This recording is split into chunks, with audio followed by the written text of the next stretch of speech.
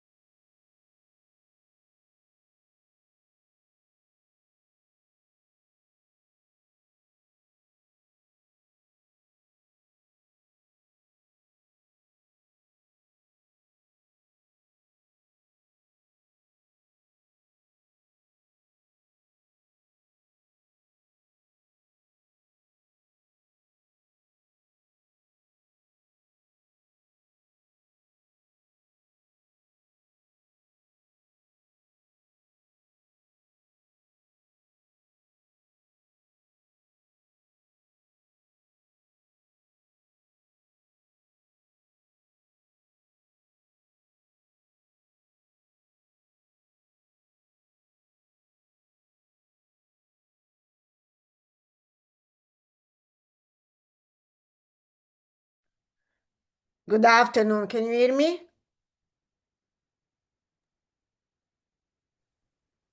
I can hear you.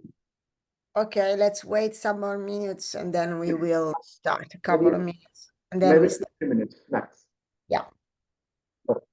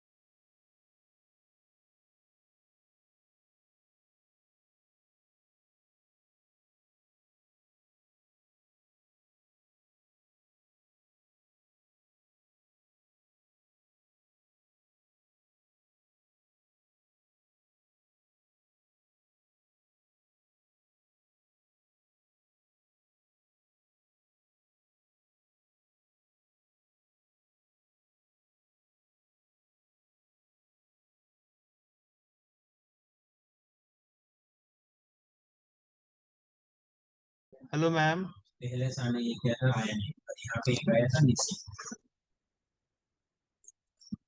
Ma'am you can share the slide. I have made you the co-host. Okay, so I can share the screen. Yes ma'am.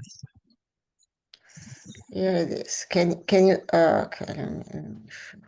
Yeah, your slides are visual ma'am. Oh, perfect. So let me start. So today we are going to see the basic concept on continuous wave radars. And what is continuous wave? From the name, it should be clear that the radar transmit continuously a signal and then simultaneously continuously receives also the reflections. So the echo scattered from the environment and scattered from the possible targets in the scenario. So the main idea is that if the object is stationary, So it's still, then the frequency of the scattered signal is exactly the same as the frequency of the target that has been transmitted.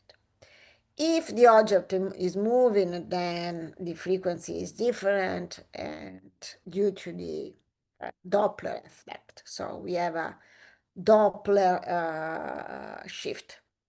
The continuous wave radars are generally biostatic, and then explain why. And they are compact, short range, generally low cost, okay?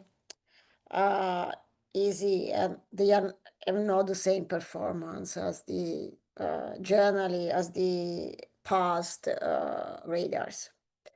They can work in practically all the spectrum, electromagnetic spectrum, dedicated also to pulse radars. But there are many systems so there are many systems that works from the HF band to up to the W band. Okay. Since they transmit continuously, the peak power and the average power are the same. So for this reason, a relatively simple solid state amplifier, so solid state hardware, can be used. The dynamic range of the continuous wave radar is reduced compared to the system, the pulse systems, because the radar simultaneously transmit and receive. And in this case, the transmission, since transmission is continuous, then it could compete with the signals that are reflected by the targets. Remember that in a pulsed radar, when the system transmits, only the transmitter is on and the receiver is off. And vice versa, when the receiver is on, the transmitter is off. This is because the signal transmitted is a very high power, and then even if a small portion of the signal that has been transmitted enter the receiver, can burn and destroy completely the receiver, because generally in a pulse radar the difference of order in magnitude in the power of the peak power of the transmit signal and receive signal is many order of magnitudes. Here, since the transmission is simultaneously, we transmitted the receive at the same time, then the dynamic range is smaller, and this is also why these radars generally are not have not a large coverage, so they are short range. And this is also the reason why in many cases they are bistatic. It means that the transmitter and the receiver are not in the same location. They are close, but they are not in the same location. In this way, we can protect the receiver in some way from the signal that is transmitted continuously. In this way, we don't burn the receiver. Okay, so this is one of the characteristics, peculiar characteristics of the continuous wave radar. Just to show you an example on the order of magnitudes of some of the quantities that characterize both pulsed and CW radar, Let's consider, for instance, a pulse radar with a pulse length of 1 microsecond and a pulse repetition frequency of 1 kilohertz. Then the average power is 1 watt. This is the average, so it is average on the entire length of the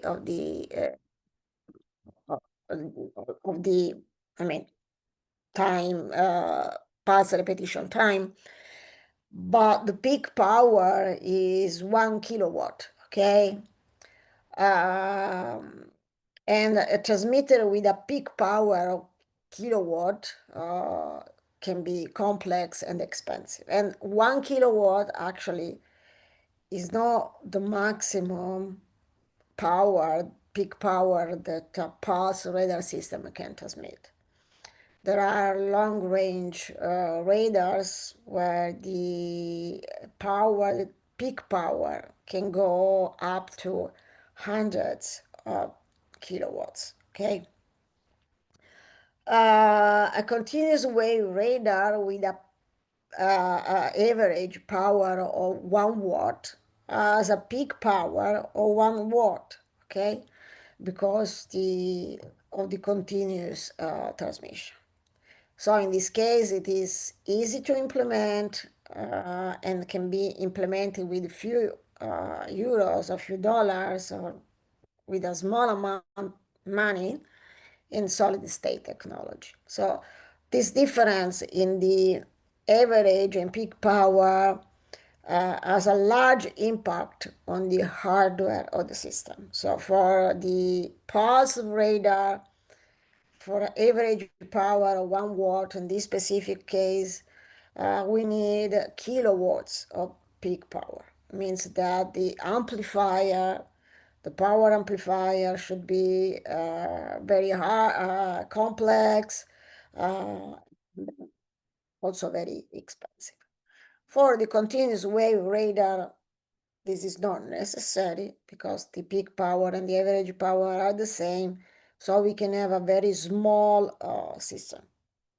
Of course, this doesn't come for free because the coverage is much shorter. Now, let's look at the position of the continuous wave radar in the full key of the radar waveforms. You see that the main classification in the radar systems is between pulse radar and continuous wave radar. For the pulse radar, that we know that we can have multiple modulations, frequency modulation, phase modulation, can be intrapulse, then pulse modulation. The phase can, the frequency can be linear, non-linear. The phase can be biphase or polyphase code, so there are multiple examples. But let's go to the continuous wave radar. The continuous wave radar fundamentally are unmodulated continuous wave radar, and we will see it, and we will see also the limitation of the continuous wave radar. And then there are the frequency modulated continuous wave and the phase modulated continuous wave. The frequency modulate continuous wave are quite common, so they are the most common continuous wave radar, and we will see some examples.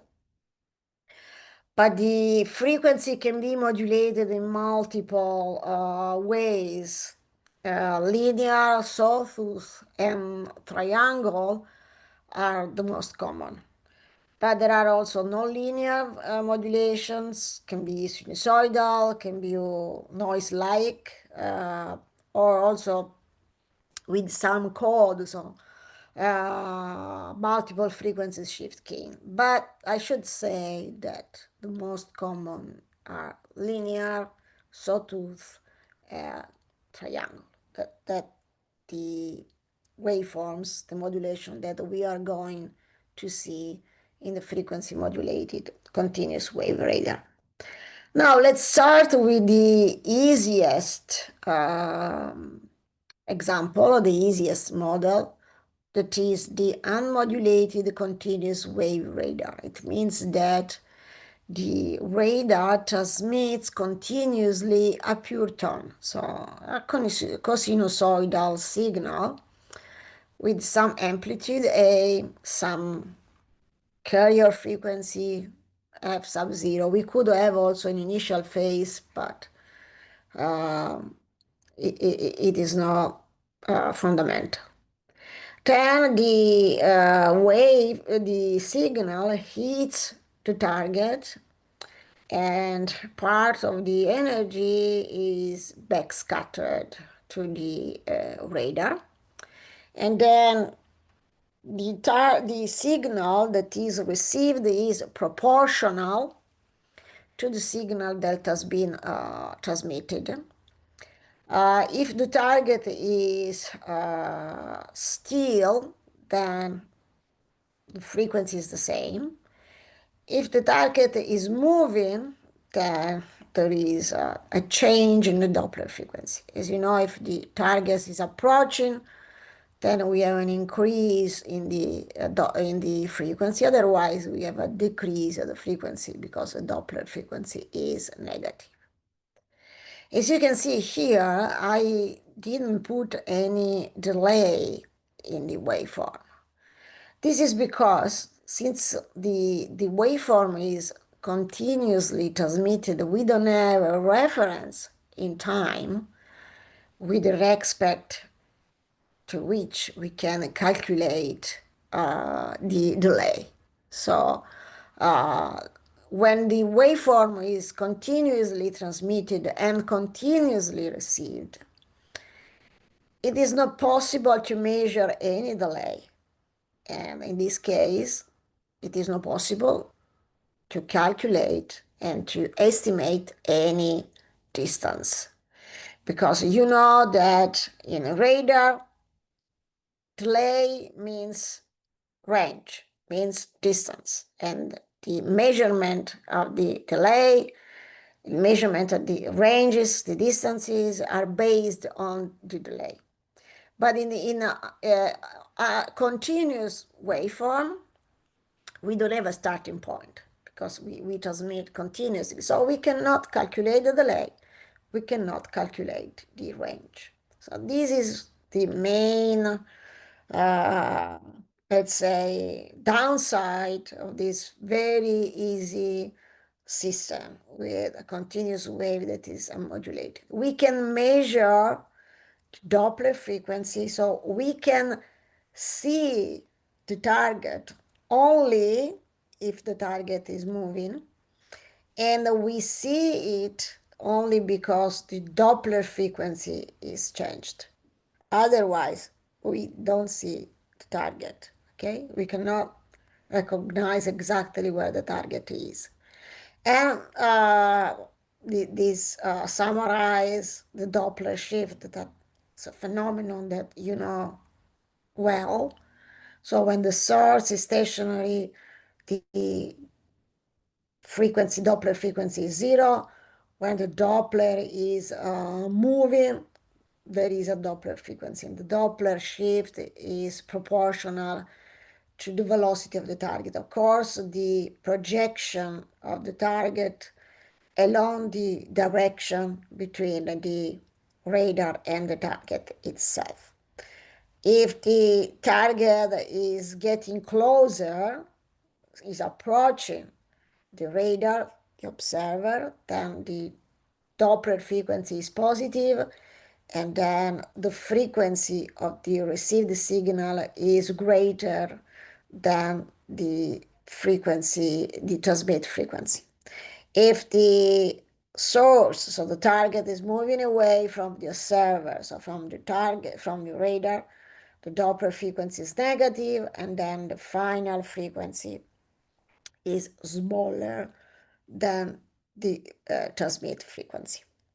The Doppler frequency is proportional to the velocity of the target. I already said that the projection, the radial velocity of the target, so the projection of the real velocity of the target along the line between the target and the radar, divided by lambda.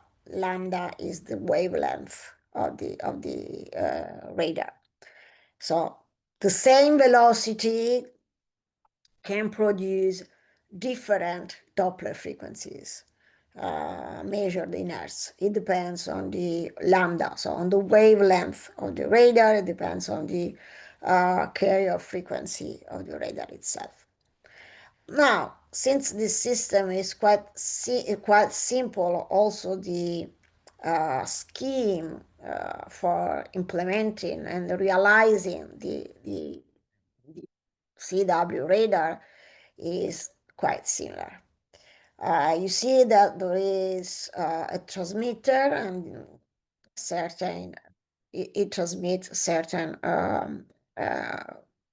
waveform at intermediate frequency. Then we have an up converter, so from low frequency we go to the radio frequency. The signal is amplified in power, but again, we don't need the same kind of power amplifier, big power amplifiers that we have in pulse radars, because the peak power is much smaller. And then we have the transmit antenna, and we transmit the signal. On receive, of course, the first block is the low noise amplifier, the LNA, so an amplifier with a small figure on noise F. This is typical of all the systems. Then we have the down conversion, so we go to the intermediate frequency and we use the same oscillator, so the same frequency that we have used on transmit for up converting the signal. So the signal is down converted. And then again, from intermediate frequency, then it is down converted to the baseband, sometimes simply to the intermediate frequency, sometimes at the baseband.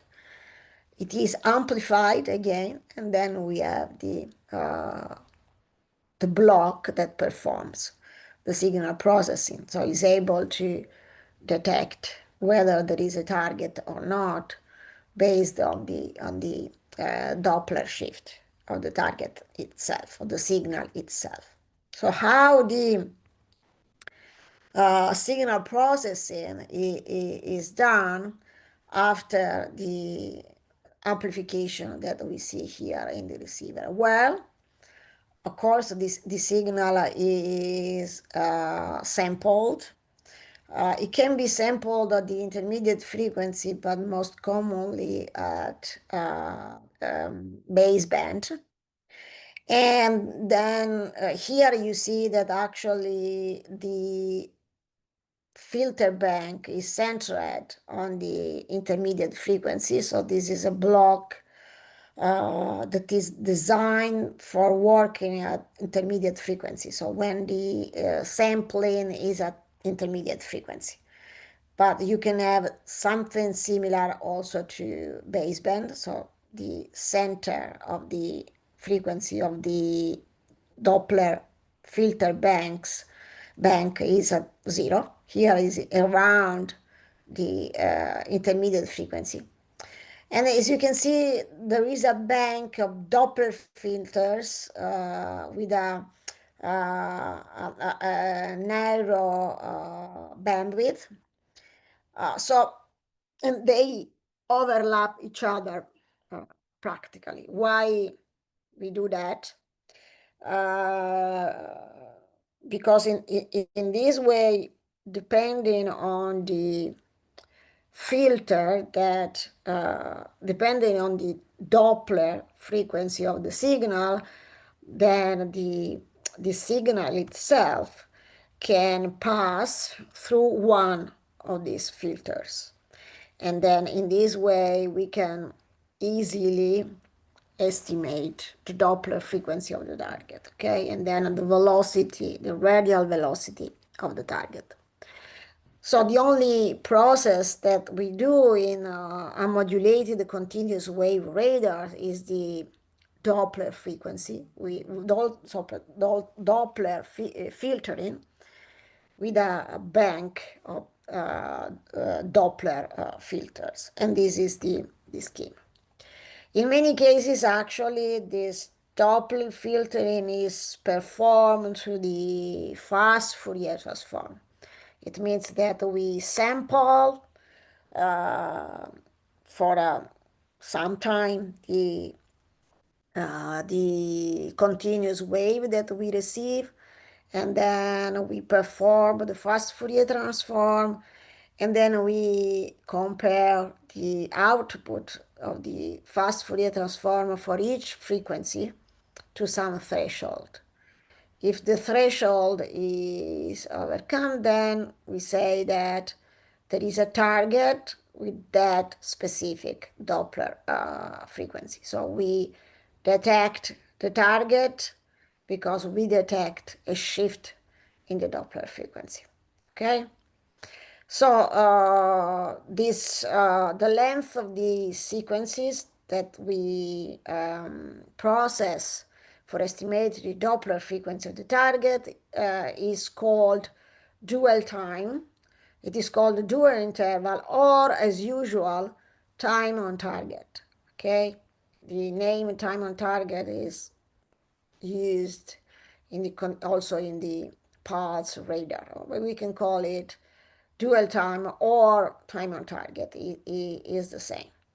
So of course the resolution of each filter, okay, and then the 3 dB bandwidth is proportional to the inverse of the dwell time. So the inverse of the length of this sequence that we are processing.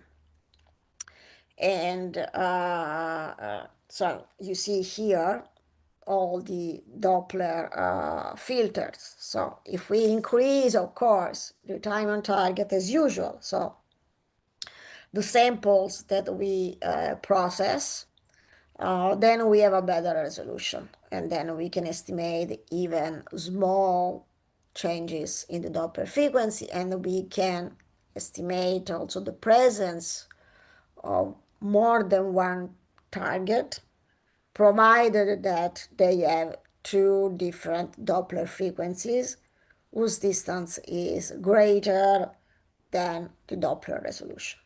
Okay? Now, the main drawback, so the main problem of this unmodulated continuous wave radar is that it is not able to detect stationary objects, so still objects, and it is not able to measure the distance to the object.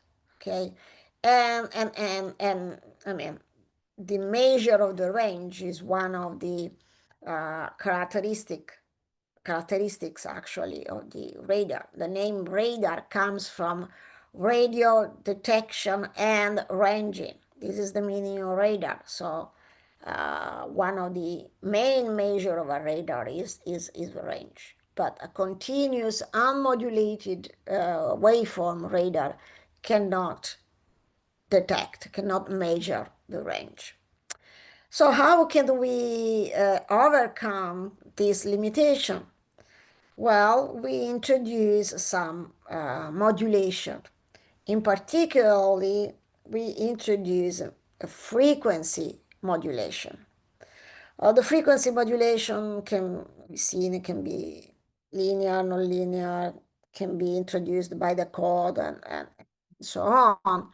But what is important is that the frequency modulation in the waveform as a starting point and the end point. Then this frequency modulation goes back to the starting point and then again to the end point. It means that in this way, we have a reference in time that we can use for estimating the range of the target. Let's see how it works. Now I'll show you this is example, then we will go into more details and explain how we can derive the range of the target. So suppose that we are modulating linearly the waveform, and then in this plot you see the upper line is the frequency of the transmitted waveform. This is not the shape of the waveform, because the waveform is a cosine. This is the shape of the frequency. So the frequency changes linearly, exactly as in the chirp, okay? It's an up chirp. Then the waveform increases linearly. And then at some point, the radar receive a target, receive some echoes scattered from the target. And then you see here that the waveform arrives with the same frequency that has been transmitted with some delay, okay? And then you see that the frequency of the transmitted waveform is the black line. The frequency of the received signal is the gray line. And you see that there is some shift, okay? So having these changes in the frequency establish a starting point, so a reference point in the waveform. And then we can compare the variation of the frequency in the received signal with respect to this starting point. And then this is what we can measure as delay, okay? And this delay relates to the distance of the target, if the target is still stationary. Otherwise, and we will see, this delay relates to the not only the distance of the target, but also the velocity of the target. And we will see that in this case, we have an ambiguity. But main point, if we introduce a linear modulation or whatever modulation in the frequency of the waveform that we transmit, practically we set a point in time with respect to which we can compare the received signal in terms of frequency, okay? And then these differences are related to the delay, and then from the delay we can estimate also the range. And if there is this delay in frequency in detecting the target with the same frequency, then we can also see a target that is still, okay, when the Doppler frequency is 0. Okay, now let's look at the different frequency modulation patterns that we could use in the continuous wave radars. Most common, linear frequency modulation. It can be sawtooth or triangular. You will see what a sawtooth is, what a triangular. I mean, you can imagine what is from the name, but we will see the shape. We will see that both the sawtooth and the triangular modulation have pros and cons, and particularly when there are multiple targets, there is not only a single target. Then we can use also the FSK, so the square wave. But in also this waveform that is a little bit more complex than the first one, it is realized practically using two different frequency on transmit, and then the transceiver switches between these two frequency. So it is possible to detect, in this case, also target at close distances with a good resolution.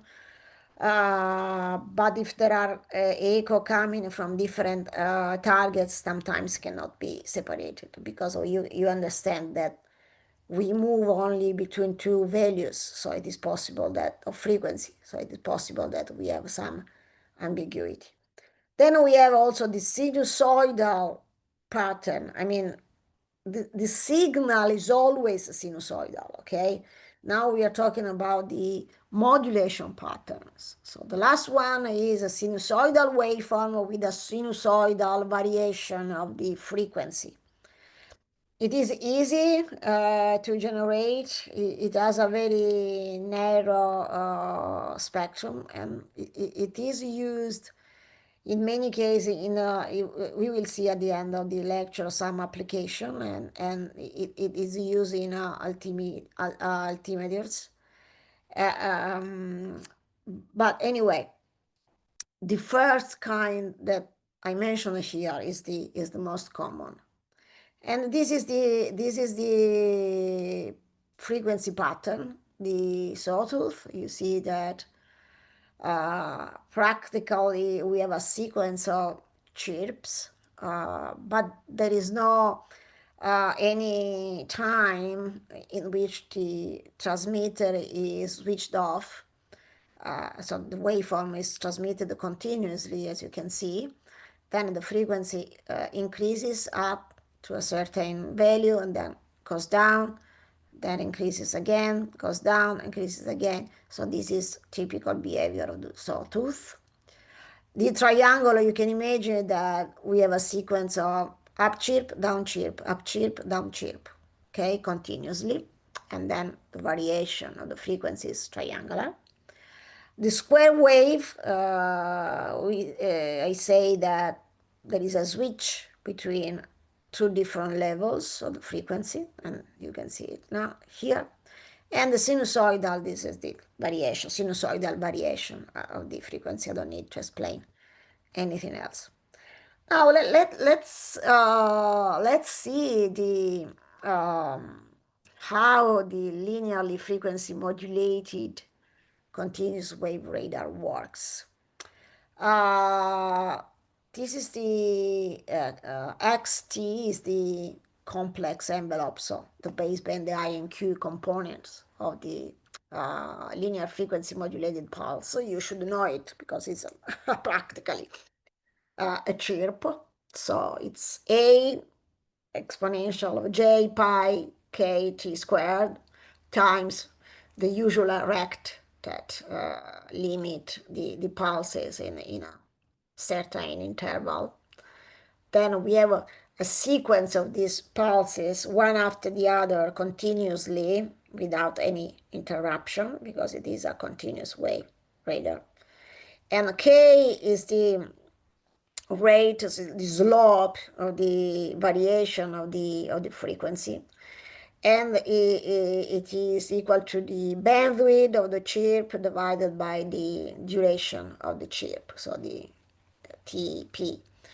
And it can be positive, it can be negative. If it is positive, then we have an up chirp. If it is negative, then we have a down chirp. The phase of the signal is defined as the 1 over 2 pi, the derivative of the phase. So if we derive the phase of the signal, that is pi k t squared, divided by 2 pi, then we obtain kt. So clearly this is a line, and then the frequency varies linearly. Okay, the frequency slope k as the dimension of second minus 2. Okay, 1 over second squared. That's the dimension of the coefficient k. Depending on the, of course, depending on the bandwidth, depending on the time duration of the pulse, k can go from some unit to multiple hundreds. Let's see, this is the up chip that you see here, and this is the down chip. And you see the behavior of the signal. The amplitude, of course, is constant because this is a sinusoidal signal. But the frequency when we are in up chip increases, and in the down chip decreases linearly, as you can see. Now, let's see what we see in a continuous wave radar, the transmit signal and the receive signal. So we see that in a black solid line, the transmit frequency, that again is a sawtooth. So we have a sequence of up chips, and the frequency varies. This is radio frequency, so it is centered around 9.2 something is the center frequency. The carrier frequency of the system is this continuous wave radar is expand radar. And then we have this frequency that varies linearly around starting from 9.285 gigahertz, increases and then goes down. The duration is practically 1 second, because it is 1000 microseconds, so it is 1 second. The time on target, or the dual time, is 1 second. Okay. Then let's look at the other black line, that is dotted line. That it is again the sequence of up chips. So again, is a sawtooth, but with some delay. And this delay is the time that the waveforms takes to go back and forth. So from the round trip, from the radar to the target and back to the radar. And then you see in the dotted line the difference between what is called the bit frequency. The bit frequency is the difference in frequency between the transmit frequency and the receive frequency. And is exactly the measure of this bit frequency that can help us in estimating the distance of the target. You see the bit frequency on the right-hand side, on the right-hand axis of the figure, okay? Bit frequency in megahertz. On the left-hand side, you see the transmit frequency and the receive frequency at radio frequency in gigahertz. And on the x-axis, you see the duration of the pulses and the observation. Okay.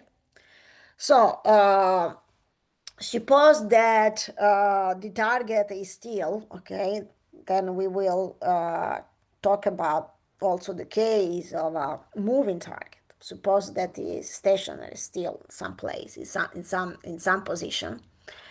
Then the signal comes back from the target, and the target is at some distance r from the transmitter.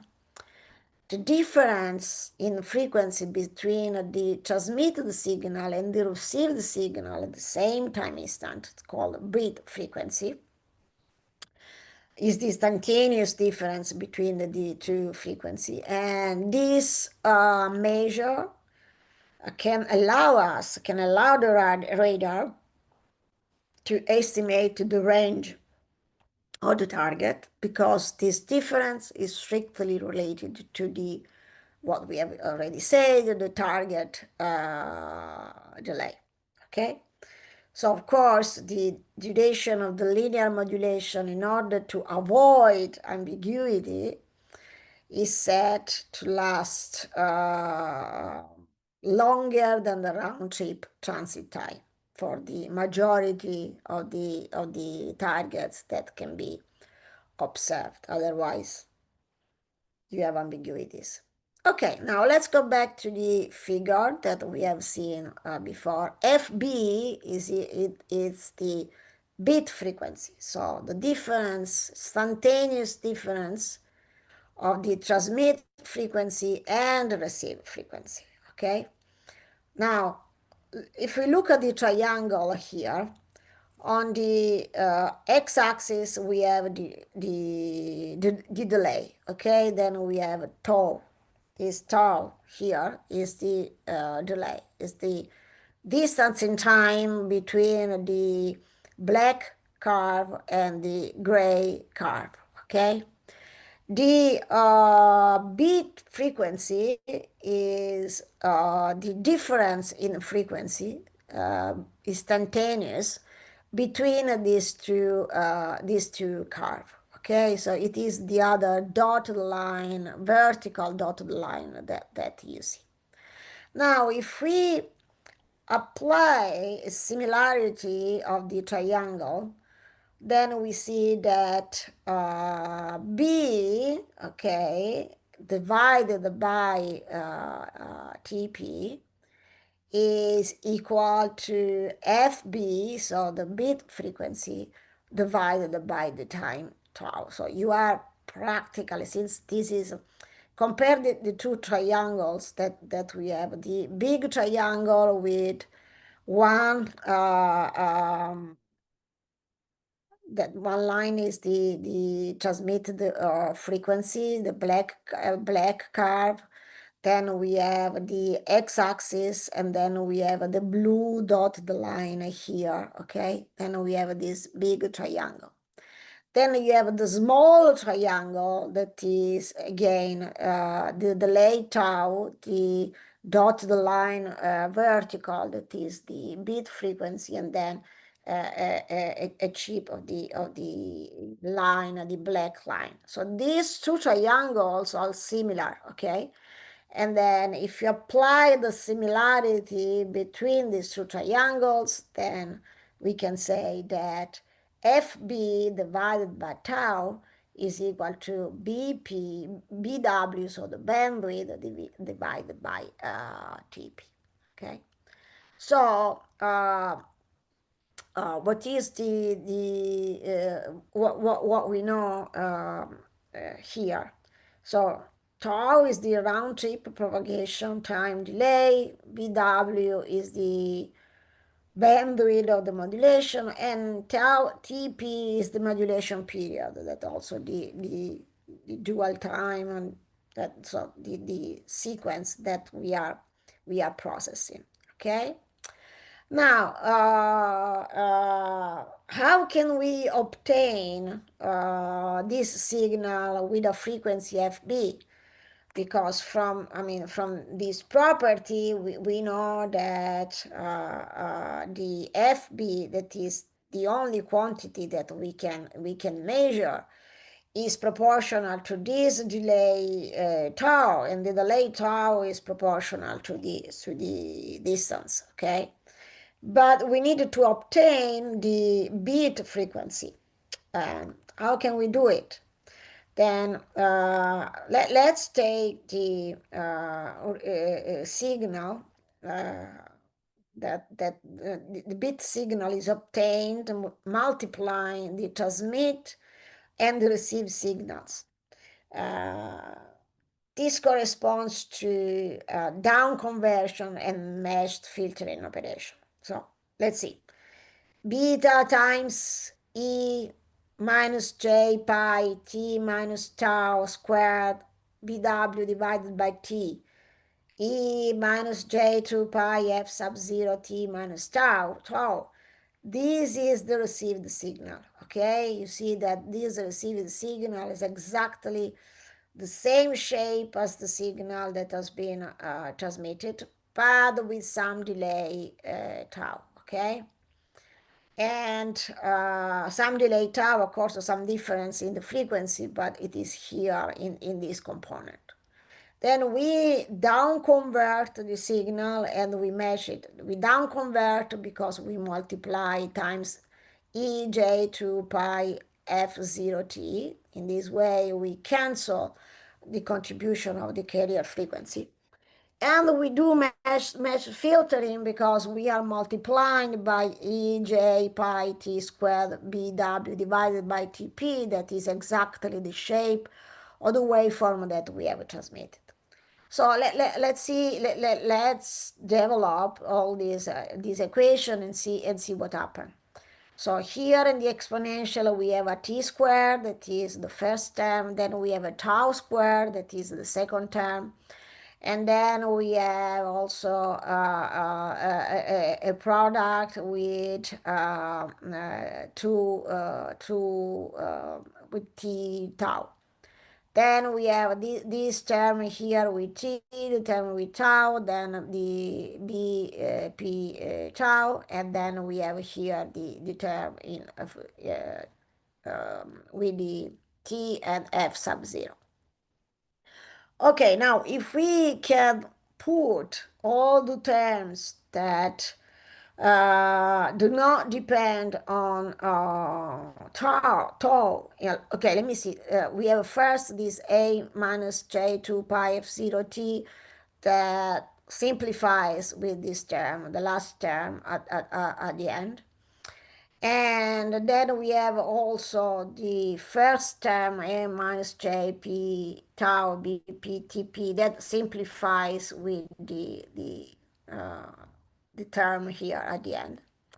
So we are left only with some term on tau squared and on tau that can go in beta prime because they are the same along the entire waveform. And then we have here this exponential of j2 pi bw divided by tp tau t. Actually, this term I see that disappeared in the equation. So sorry here, I have to make a correction because this term here should be also here. Okay, so this is the right form. Okay, now fine. So this term, you see that there is t squared, tau squared, then the double product, that is this term here.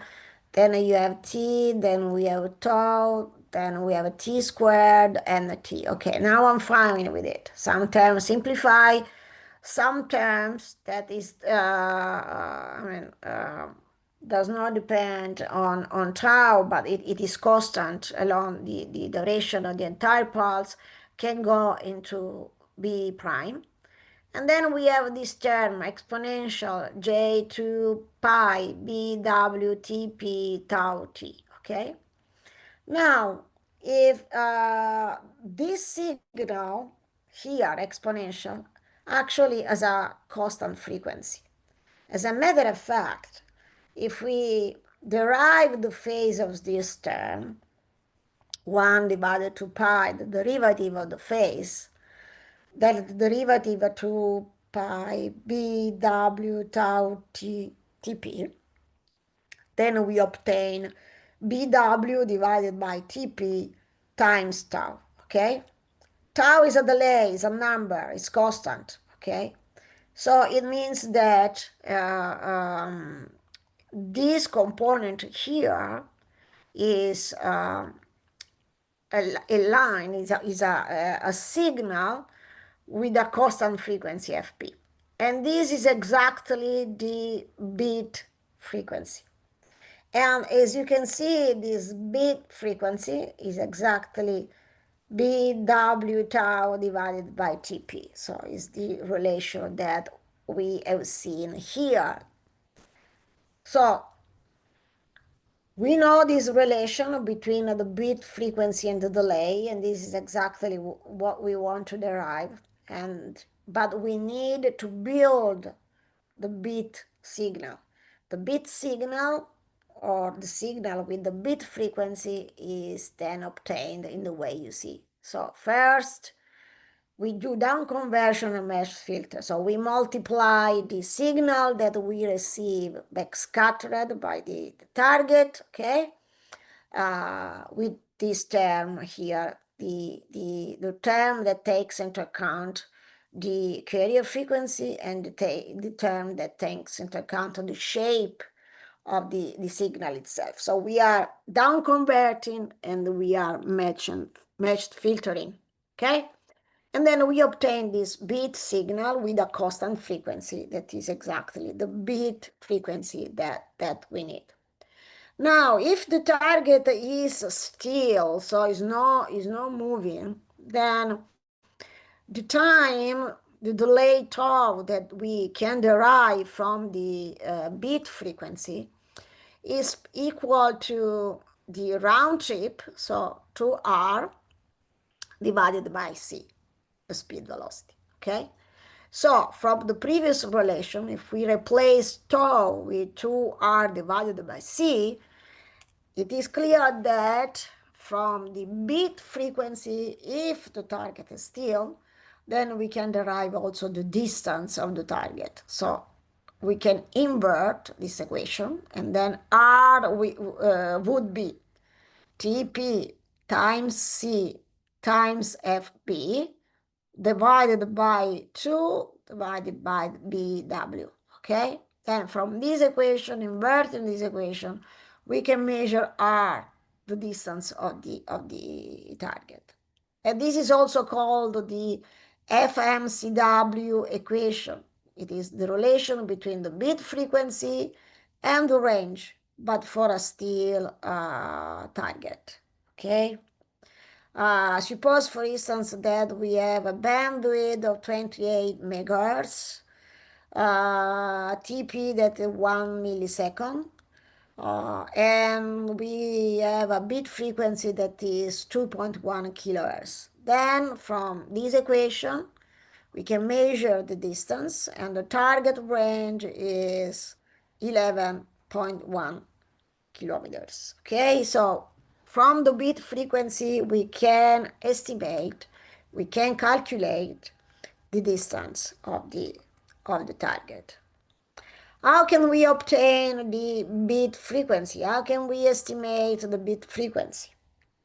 Well, we have this signal, exponential j to pi b w t p tau t, and we use this signal as input of a bank of Doppler filters. This bank of filters actually is again implemented through the FFT, okay? And then we have the range position of the target. Which is the problem? The problem is that if the target is moving, then we cannot separate the Doppler shift that is due to the range, so to the distance of the target, and the Doppler component that is due to the movement of the target. So with a sawtooth, whatever it is, up and down, we cannot measure the Doppler frequency. And this is the reason. So the bit frequency that we measure here, if you go back to this signal, then instead of having the received signal at frequency that is shifted by the range, then we will have another component that is due to the Doppler frequency of the target, so the velocity of the target. It means that the bit frequency will have a component that is the usual one due to the range. But then we will have also a component that is due to the Doppler frequency, the usual equation, 2v times f sub 0 divided by c, okay? And but the receiver can only see this FB, cannot estimate separately f sub r and f sub d. So unfortunately, this FB that we see is directly converted into a distance, and then the distance is measured in a bad way. Let me say something, then we take the short break. This is something that can typically happen in the synthetic aperture radar images when the chirp and the bit frequency is used. And you will see an operation that is called the ramping and the chirping. And I will explain better this problem that in the image, the synthetic aperture radar image, causes a displacement in the image of the moving object. Okay? Now we have 15 minutes break. Take Yes, the ma'am. break, and we will go back in 15 minutes. Okay, ma'am. Okay, ma'am. Thank you.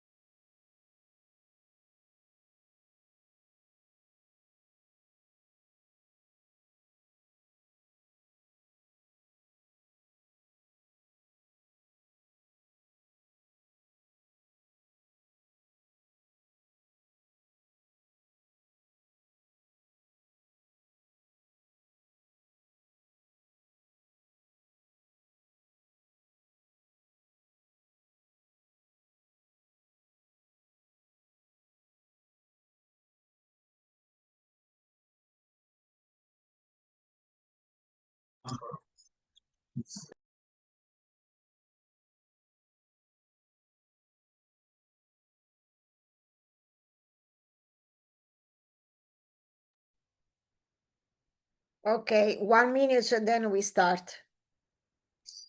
Okay, ma'am.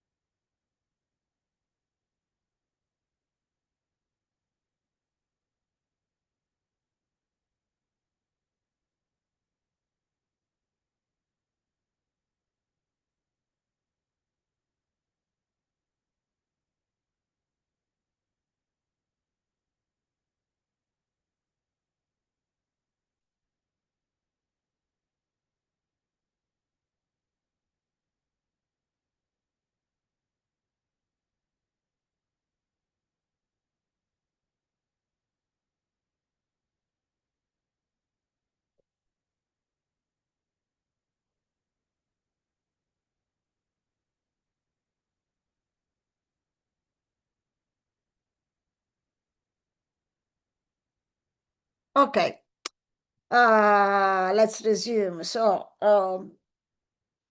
I said that if the target is moving, then in the equation of the bit frequency, we have the component that is due to the distance, but we have also the component that is due to the velocity.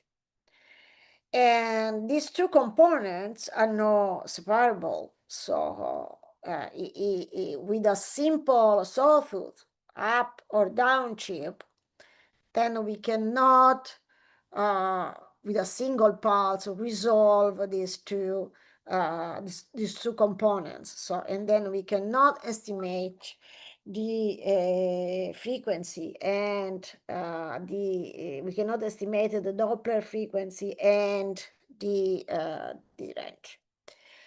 So in this equation, practically we have one single equation and two unknowns. The two unknowns are the on one side of the range and then the velocity of the target. This is called range Doppler coupling. And then how can we solve it? One way to solve it is to transmit, instead of a sawtooth frequency modulation, a triangle frequency modulation. Then practically our frequency goes up and down. We first have up chip, and then we have a down chip, as you can see here in this image. And actually in this image, they have exactly the same slope. And you see that the blue line corresponds to the frequency of the transmitted signal. The green line is the frequency of the received signal. Well, you see that actually the signal is delayed, but it is also shifted. Of course, it's not the signal itself, it's the frequency of the signal that is shifted on time, but it's shifted also on the y-axis because of the Doppler frequencies, okay? So then you see that the differences in frequency in the two branches of the triangle then are different. So we have a bit frequency FB1 and a bit frequency FB2. They are not the same. They would be the same only if the Doppler frequency is equal to 0. But if the Doppler frequency is not 0, whatever it is, positive or negative, then these two frequencies are different. So what can we do? In this case, we have two equations, okay? The first bit frequency up chirp, we have the positive component BW2R divided TP times C minus the Doppler frequency FT. On the second branch here, we have the negative slope, so same absolute value but negative, BW2R divided TPC, and the Doppler frequency that is the same. This is due to the movement of the target. Then now we have two equations and two unknowns. And two unknowns are R and V. The two equations are the Doppler frequency, the bit frequency in the up chirp, and the bit frequency in the down chirp. So we can solve easily these linear systems, and we obtain that R, so the distance is CTP divided by 4BW, the difference between the two bit frequencies, FB1 minus FB2. And we can also calculate V as a function of these two bit frequencies. Okay, so in this way, we have solved the equation, and then we can estimate at the same time the range and the velocity. Actually, if we plot these two equations, okay, as a function of R and V that are the two unknowns, you see here the range on the x-axis and the V on the y-axis. We have plot these two equations with some specific value of the, of course, of the BW and so on. And then you see that we get a solution, and the solution is that one, okay? In this case, actually, it tells you that the velocity is almost zero and the range is 10 kilometers. Okay, so this is figure show graphically the solution of the two equation in the point in which the two equation cross. Okay, here we, in the slides, we compare the sawtooth up chirp, the sawtooth down chirp, with the shape of the transmit waveform when the modulation is a triangle frequency modulation. You see that we have the bandwidth that is again delta F of WB, and then we have up chirp followed by a down chirp. Here the slope is the same. The up chirp is positive and the down chirp is negative. And then you see in the waveform what's happening. Now, the problem is that you could have more than one target. Then if you have more than one target, then it means that, of course, in the same range cell, if you have more than one target in the same range cell, then when you derive the bit frequency, the first bit frequency and the second bit frequency, then you have the contribution of both targets. And in this case, you cannot solve the problem because you have 4 unknown and 2 equations. Though in this case, one possible solution is to transmit 2 triangles practically, but with different slope. So in this way, you have 4 equations because you have FB1, FB2, FB3, and FB4. So we have 4 equations. And if you have 4 equations, practically, you can estimate the 2 distances and the 2 velocities of the 2 radars. Okay, so for one single target in the same range cell, then you can use the triangle. Otherwise, you should go to more complex modulation in order to resolve the targets. Now, what's the problem sometimes in these systems is that the swept bandwidth, so BW, can be also 100 megahertz. Sometimes it can go up to 1 gigahertz. Why? Because, I mean, we can have a value of the compression ratio, actually, the parameter K, that the slope, that can be very, very high. It means that since you have to sample the signal before deriving the, I mean, you do in a, let me see, you do the down conversion and the meshed filter. If you do it in a digital way, then you have first to sample the signals, and then you do the meshed filtering. In this case, your instantaneous frequency, even after the down conversion, can be very, very high because of the changes of the bandwidth of the system.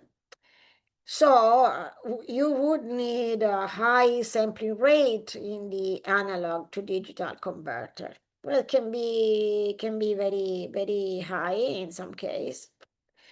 So it is possible that the D-ramp processing, it is called D-ramp or stretch processing, is first performed in analog domain. Once we have obtained the signal in analog domain at low frequency, then you can sample and then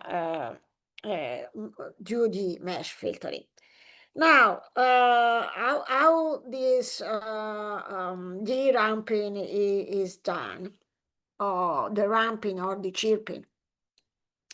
Well, suppose that we have a platform that is illuminating some range window that you see here in between the two dotted lines.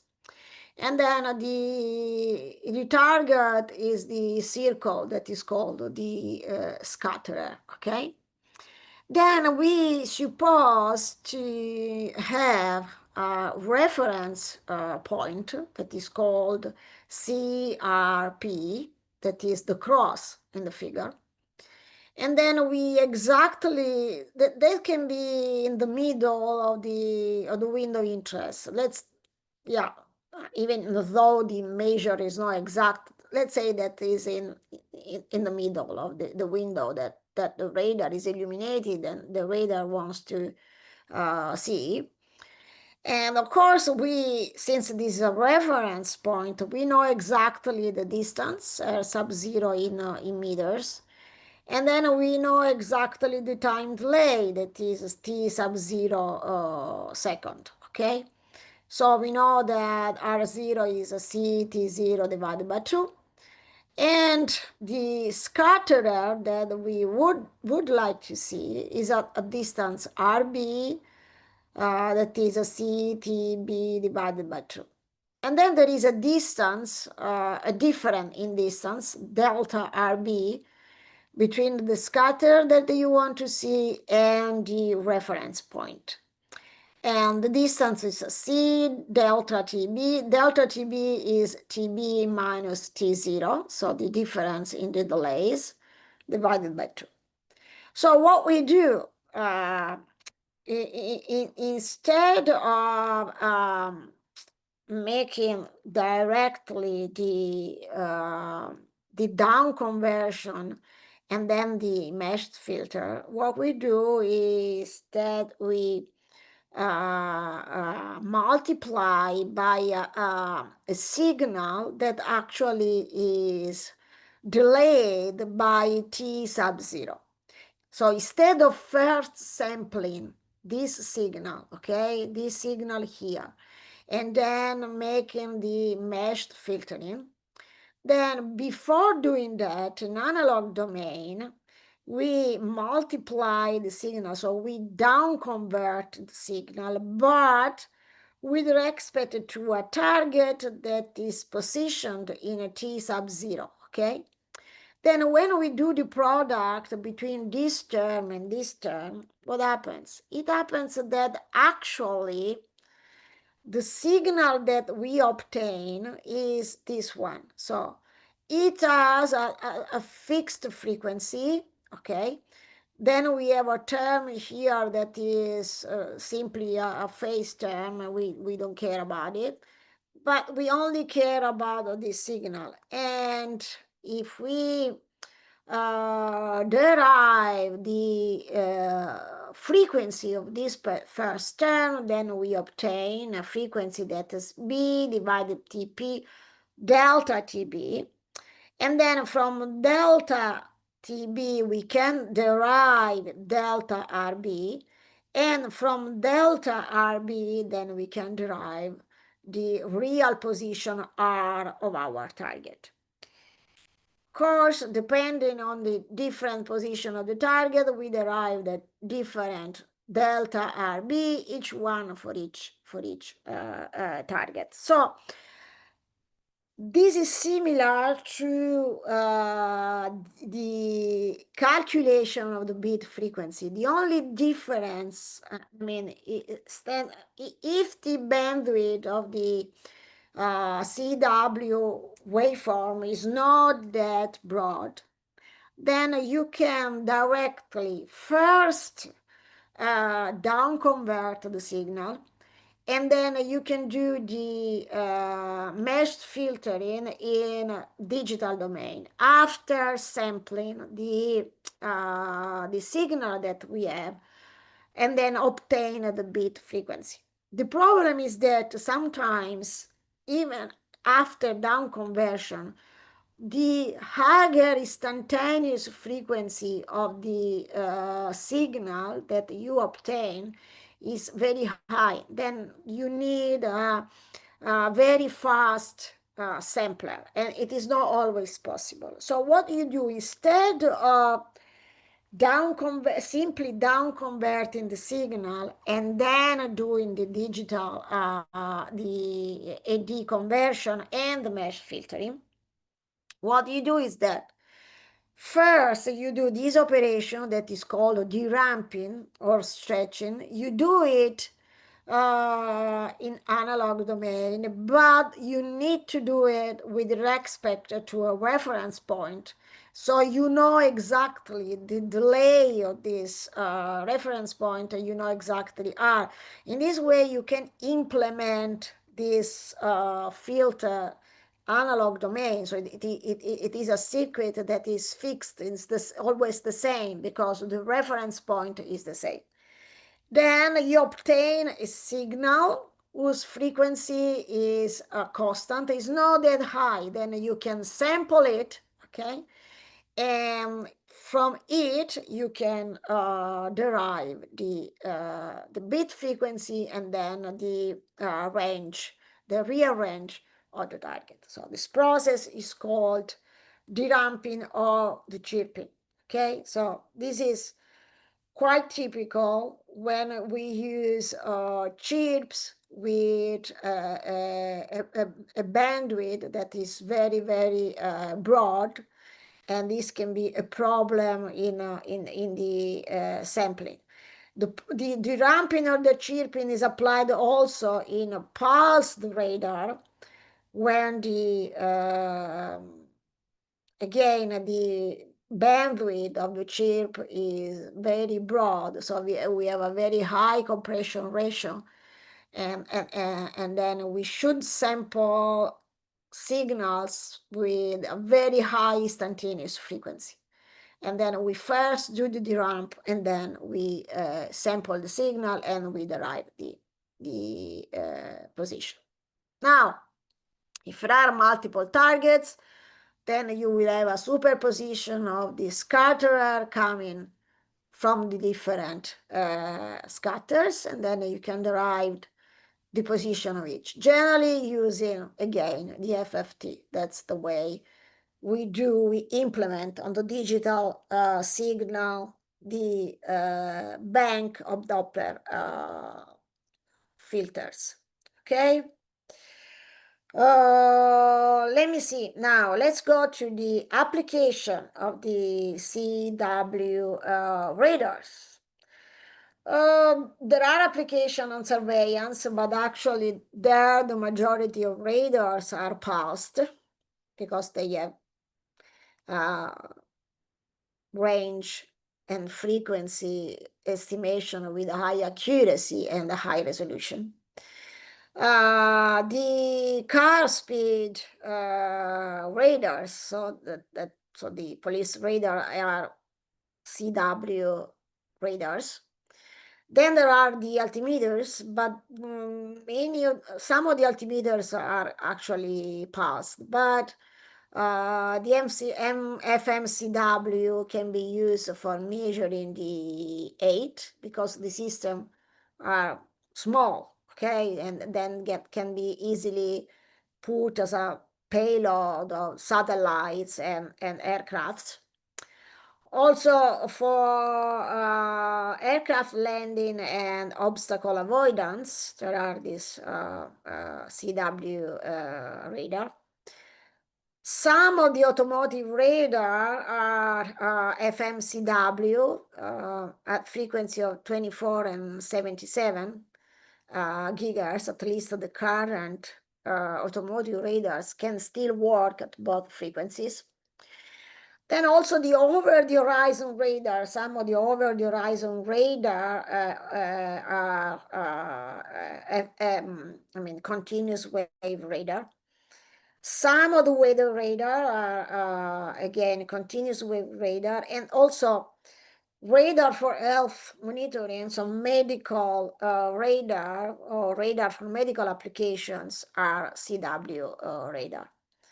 So let's see some detail, very few details on the different applications. So the automotive CW radar. This is a figure taken from a flyer of the, if I remember, Bosch. So this is a automotive radar, quite small, so it's a radar on a chip. And there are generally 3 different radars for automotive applications: short range, medium range, long range. The most common are short range and long range. Yesterday, when we have seen the MIMO radar, I told you that actually nowadays many automotive radars, the new automotive radars, use the MIMO technology. So the automotive radars can be both continuous wave or MIMO radar, and they are used for similar applications. So adaptive cruise control, parking aid, obstacle avoidance, pedestrian detection, and etc. And the waveform that is used in the automotive radar generally is the sawtooth waveform. But in order to estimate together with the range, also the velocity, because we have seen that with a single waveform, we cannot estimate at the same time the Doppler frequency and the range with a single pulse. Using multiple pulses, we could use the triangle waveform, or we can use multiple sequential pulses. The automotive radar uses multiple sequential pulses, P sequential pulses generally, and the chip is the sawtooth. So the signal is mixed with the transmit signal, the conjugate of the transmit signal, and then it is possible to produce the bit signal in this way. And we know that the bit signal depends on both the Doppler frequency and range. Then for this reason, instead of working on a single pulse, we work on p consecutive pulses, because in this way the phases, I mean, we suppose that the range is the same on all the both the velocity and the range are the same for all the consecutive pulses, but there is some change in the phase that is due to the movement of the target, to the velocity of the target. It means that if we process all the pulses, then we can derive the Doppler frequency. So suppose that we are sampling our target. This is the beat signal, okay? But we sample it in time, and we sample it from one pulse to the other pulse. So practically we have two indices, one here. N is for the fast time, so we have n, capital N samples for each chip. And then we have a P, P is the index for the slow time. And then we analyze capital P chips, okay? So it's quite similar to what we do with the pulsed radar, but with pulsed radar we do the same, because we sample on the fast time, and then we sample also the slow time, and then we do something similar, but we do it on the beat signal instead of the original signal. So this is after down conversion and meshed filtering. And then how we can operate, since we want to estimate the frequency along the range and the frequency along the velocity, so let's say in this way, then practically we do twice, so along one dimension, so along n and along p, the FFT. And in this way, doing this map, as you can see here, see the range and the differential speed, of course. This is the beat signal. Then we have two FFT. One is along the dimension, so the slow time, and the other one is along the fast time. Of course, the frequency on the x-axis is converted into a range, and is the same for the frequency along the y-axis is converted into a speed. So instead of using waveforms with different shapes, so sawtooth or multiple, instead of using a triangle, so multiple triangles with different slopes, here we use actually a sequence of chips in the automotive radar. We sample multiple chips, and we do a 2D FFT along one direction and the other direction. In this way, we can estimate both the range and the Doppler, okay? Because you see this signal, we have this term that depends on the Doppler, depends on the range, okay? And we know it. If we analyze a single pulse, we don't have this term here, FDPTP. We have only the first term. And then from this, we cannot separate R from Ft. But if we consider multiple pulses, then we have on one dimension R plus Ft. On the other dimension, we have only Ft. So in this way, doing this 2D FFT, we can estimate Ft from one dimension, the P dimension, and then we can calculate also the R in the other dimension. So doing this 2D FFT, we can derive the both the range and the Doppler frequency, so the velocity of the targets. Now let's see the radar altimeters. The radar altimeters are used to measure the altitude of the airplanes, of the helicopters. This is what they do. So can be used also is essential parts of blind landing and automatic navigation systems. So in the civil application are used to support automatic landing or also touchdown, flare, and so on. The range resolution of these altimeters is up to 1 centimeters. They are used in the band. Generally, the bandwidth, the frequencies between 4.2 and 4.4 gigahertz. But in sometimes they can also operate at least the old system, also at the UHF. So the altimeters works quite easily because there is a bistatic. So again, there is a transmitter and a receiver.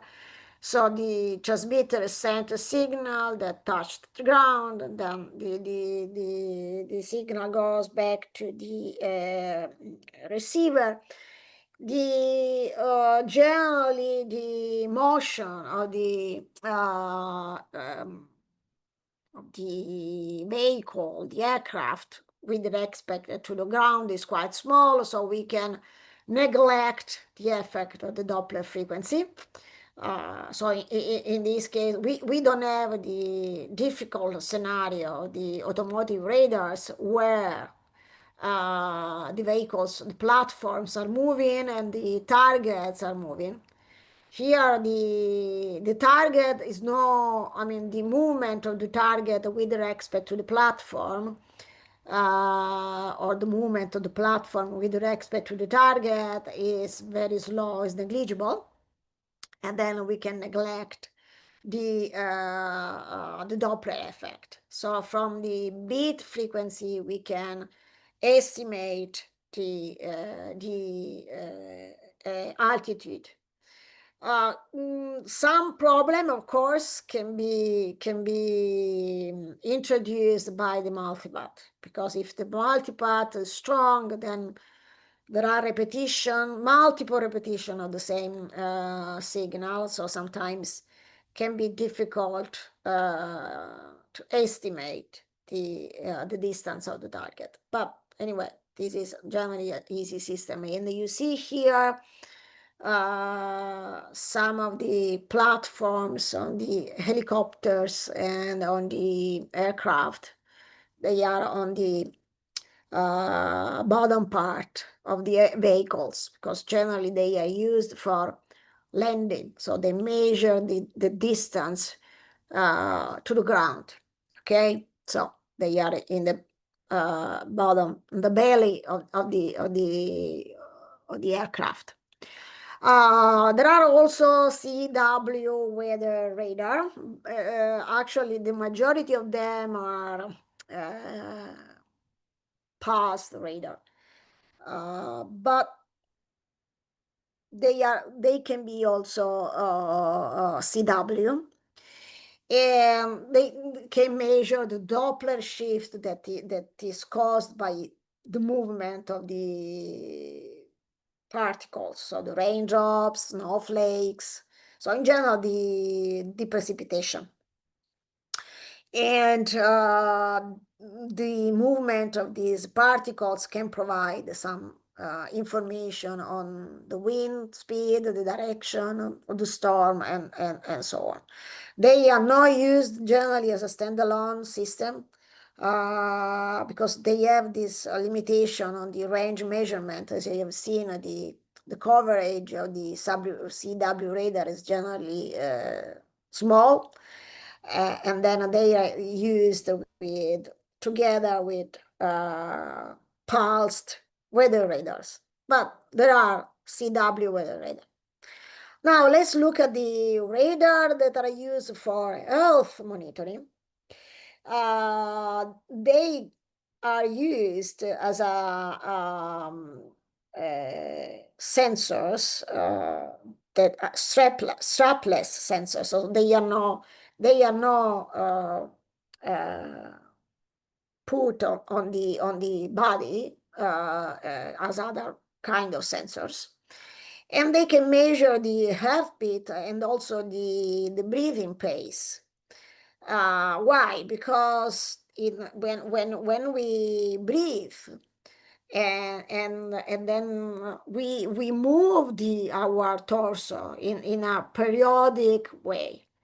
So as you can see, there are two steps in breathing: the inhalation that takes about 1 second and the exhalation that takes 1 second. So almost same duration, about 2 seconds. And we inhalate and exhalate a certain quantity of air in our lungs. So the respiration rate is about 12 to 20 breaths per minute. This is for the adults. Of course, this is at rest. It depends on what you are doing. Of course, if you are running, your breathing pace is much higher. Okay, but this is at rest. This is the pace, the number of breaths per minute. And also the heart, the beat of the heart, we have around 60 to 80 beats per minute, again at rest, because if you're running, the beat is much higher. The number of beats per minute is much higher. But this beat cause in the torso some in the chest some small displacement. So both the breathing and the heartbeat are periodic signals, let's say this way, that cause a periodic misplacement of the chest. Okay, so practically there is a small movement back and forth of the chest to do the breathing and to do the heartbeat. And in this way, since there is this small breathing, small movement, then this small movement can be measured by the continuous wave radar. Okay, this movement corresponds to a beat frequency that can be estimated, and then we know exactly we can estimate from this beat signal also the rate of the breathing and of the heart. So now I've concluded the lecture on the continuous wave radar. There is plenty of time, and then since yesterday I realized that actually we had a lot of time, then I introduced something that is not in the schedule, but I mean it is an important topic that we can do today and a little bit tomorrow morning. Then the majority of the morning tomorrow will be dedicated to the MATLAB sessions. but today we still have some time, and tomorrow morning we can take half an hour, and then I can explain you this topic that actually is quite interesting, because there are many systems that are step-based, so space-time adaptive processing. There is some mathematics here. I've tried to limit as much as possible the details, but I needed to explain the models of the target, the models of the useful signal, the model of the clutter, the model of the noise. So there is some mathematics, but I'll try to be as clear as possible. Okay, if you don't understand, if you have again doubts, you can stop me, and then I will explain more. So why we are talking about this space-time adaptive processing? Because this is typical of the airborne radar, so moving platform that want to detect moving targets, okay? And you see that we have an airplane that is flying with a velocity v sub a, okay? The easy case is the case in which the main beam direction of the antenna pattern is orthogonal to the velocity of the platform. Otherwise, I mean, the scenario is a bit more complex. And suppose that this radar is illuminating the area that you see, looking for a target. Then the antennas are usual main beam, the side lobes, and in this scenario you can have the useful target. You can have the jammers that can enter through the main beam or through the side lobes. And then we have also the clutter, and the clutter can enter through the main lobe and through the side lobes, okay? The green ring that you see is a ring that is called isorange, so the same distance from the antenna, so from the vehicle. And from this circle, we can take echoes from clutter echoes. Of course, the strongest enter through the main beam, but it is possible also that other clutter echoes enter through the side lobes. Anyway, this is a scenario that is not different from other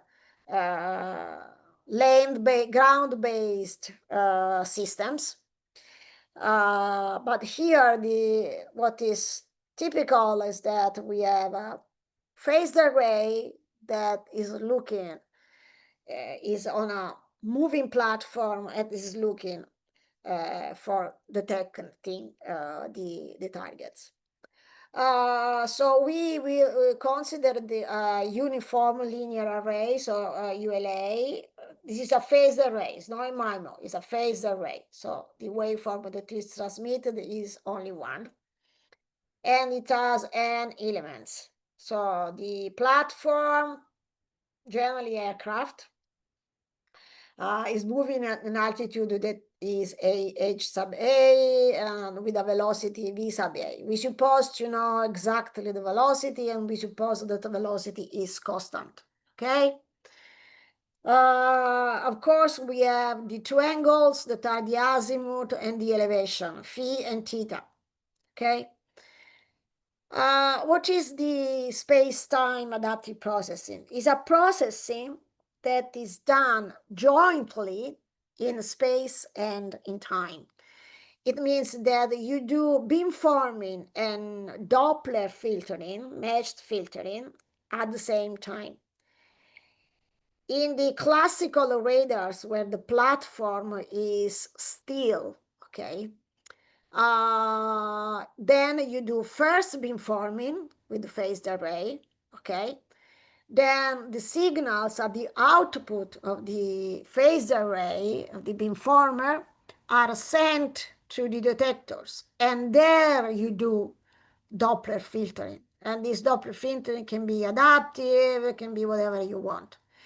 But you do this in two separate steps. First, you do beamforming and the antenna, then you do the filtering. So the beamforming is a monodimensional spatial filter, and the Doppler filtering is a monodimensional time filtering, okay?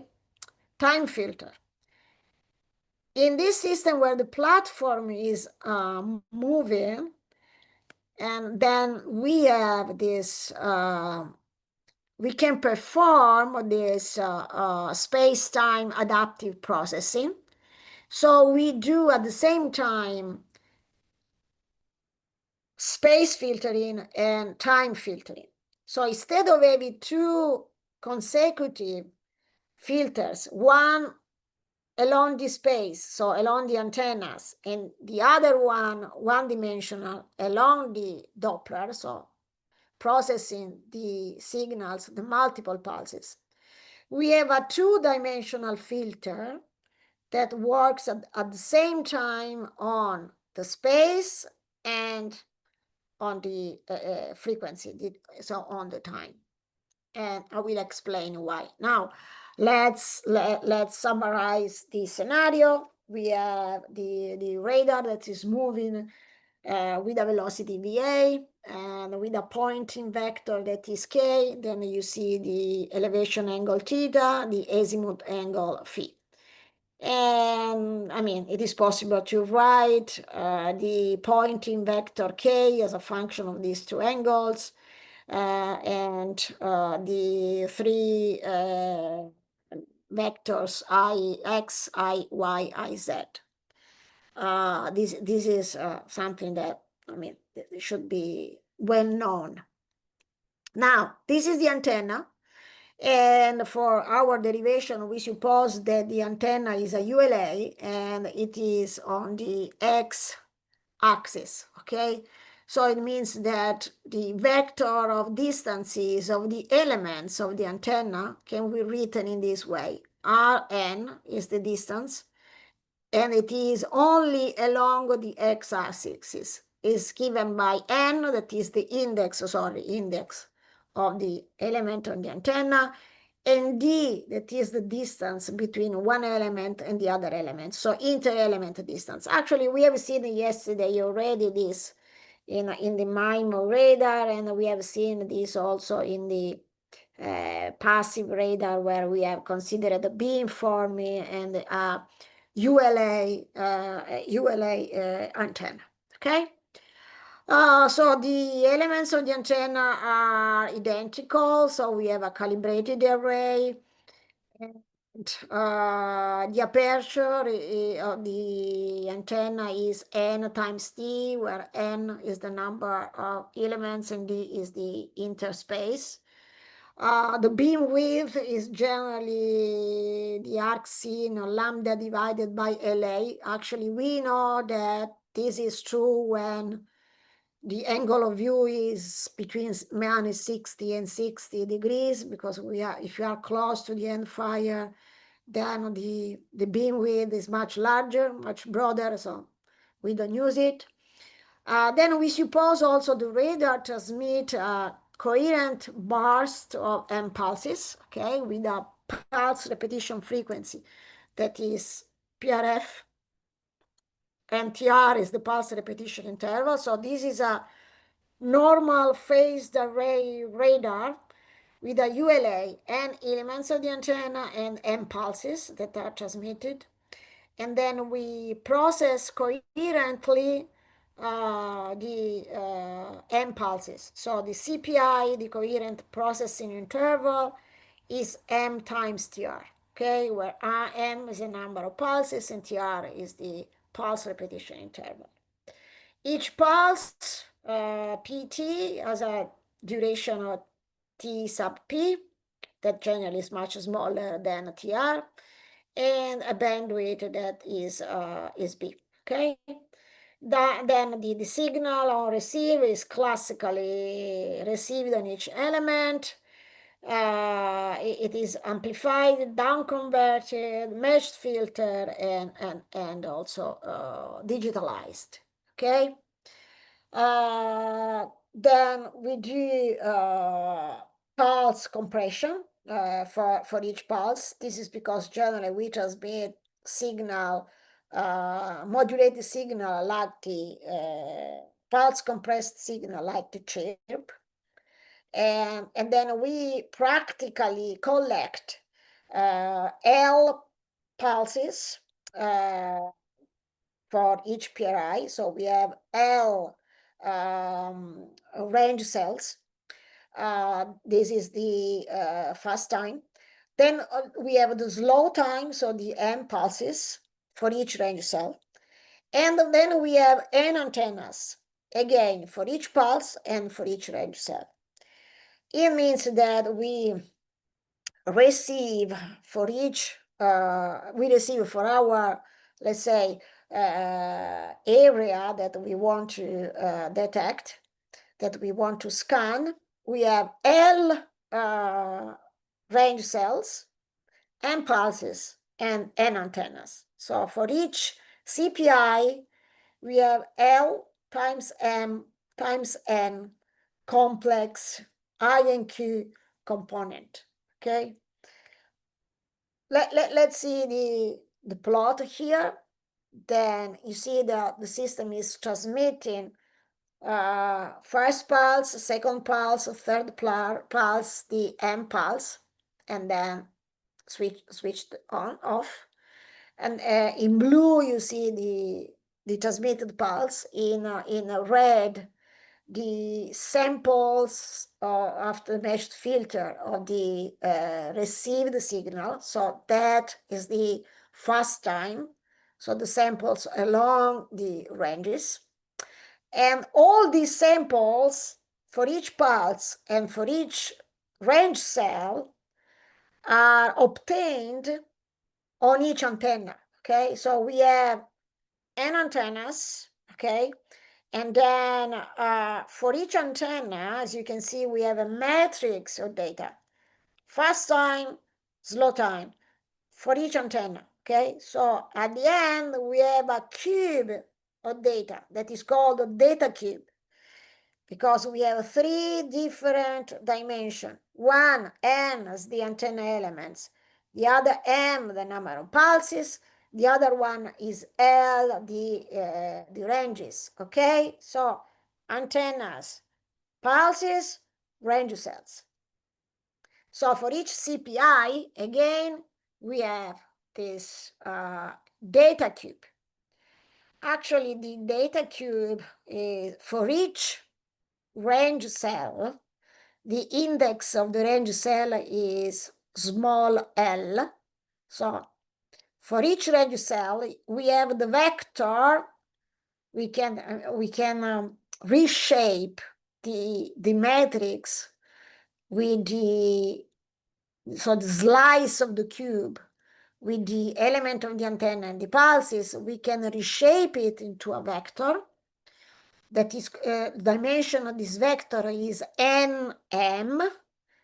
And in this vector, we have a first vector that relates to the, say, the first snapshot. Second, the first pulse, sorry, is the snapshot of the first pulse. The snapshot of the second pulse, the snapshot of the M pulse. What does it mean? It means that XY1L is the snapshot along the N antennas, okay? So this one, N antennas, first pulse, then second pulse, N antennas. Then we append all these vectors in one single vector, and the dimension is nm, okay? And we have one of such vector for each range cell. So we operate actually on a very long vector, appending the snapshot for all the pulses. As I told you, actually in a conventional adaptive radar, then we have first the beamformer, so the first step, then pulse compression, Doppler filtering, and the detection. So we have two monodimensional filters. One is the beamformer, that is a spatial filter, and then we have a temporal filter that works on the time samples and performing the Doppler filtering, okay? In the STAP systems, actually, we have a bidimensional filter because it works at the same time on temporal and spatial samples. So the weight of this filter, okay, the linear filter, actually must take into account not only the spatial or the temporal dimension, but both at the same time, okay? So the clutter cancellation is done and the optimum filtering is done in the 2-dimension, jointly in the 2-dimension. So the filter that we obtain is a 2D adaptive filter instead of 1D and 1D separated in a non-adaptive radar. And this is because, we will see it, the covariance matrix of the disturbance in a system like the one that we are analyzing when the platform is moving, the spatial frequency, so the direction of arrival of the target, and the Doppler frequency of the target itself due to the movement of the platform are not decoupled. They are coupled. And unfortunately, this coupling reflects into the covariance matrix of the clutter, and the covariance matrix of the clutter cannot be separated into a term that depends only on the space, and the other terms that depends only on the time. Unfortunately, they are strictly related. Since they are not separated, for canceling in the optimum way the clutter, we needed to perform this joint processing in space and in time. So beamforming and Doppler filtering at the same time. I'll show you a plot before we make the long break. And you see here what I'm going to explain. I'm going to explain you the left-hand side figure. You see this is a three-dimensional figure. Then on one side, on one axis, there is the normalized Doppler, so the normal Doppler frequency. On the other, there is the sin of theta. So it means that this is the spatial frequency. So on one dimension, one axis, there is the Doppler frequency. On the other axis, there is the spatial frequency. And you see that the position of the target, here there is no the jammer, but we will see also that there can be some jammer. And you see also the clutter. The clutter is the red figure that is crossing the plane, okay? So practically it crossing the entire plane of the normalized Doppler and the spatial frequency. And what you see on the right-hand side that I'm going to explain is the response of the 2D filter. So we normally, what we do in a one-dimensional filter, we have the impulse response, And then we have the Fourier transform, that is the frequency response of the filter. This is what we do on in the time, okay?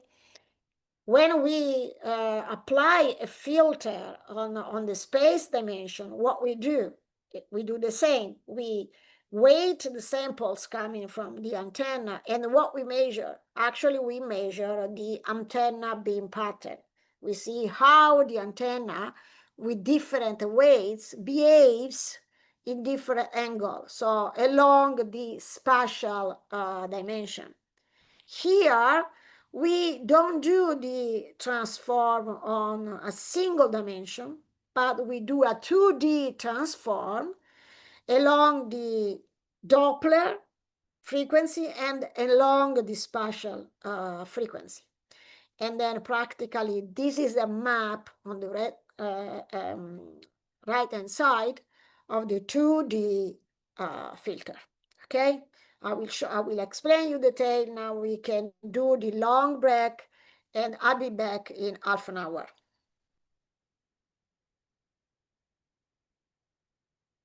Okay? Okay, ma'am.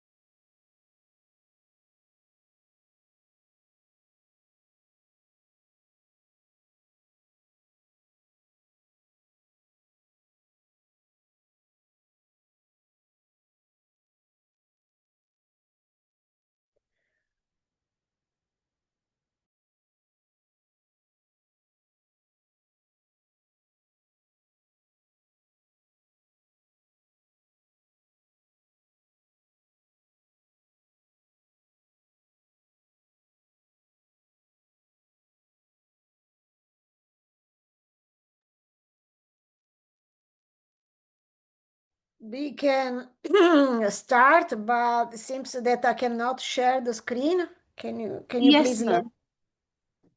let me share the screen?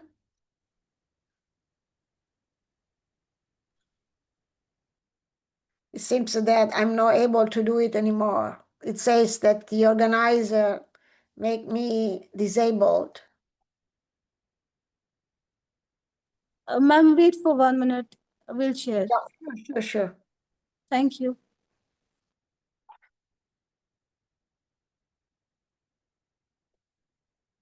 Okay, now I can. Thanks. Thank you, ma'am.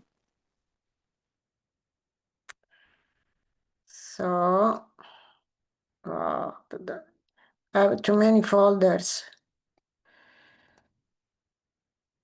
Here it is. Okay, so we were, I was telling you that we are going to discuss in the next hour this figure here and explain how to derive this 2D filter. Now, as I said,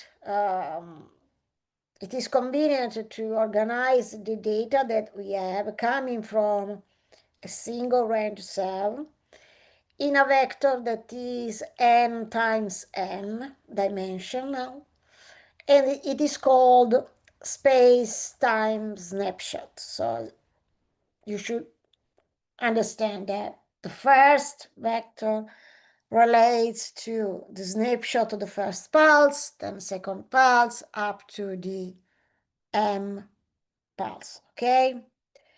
And then we obtain a single column that is nm. Now we have the same problem as usual. So the problem of this system is to detect the presence of a target in this vector, so in this specific range cell. So we have the usual two hypothesis test.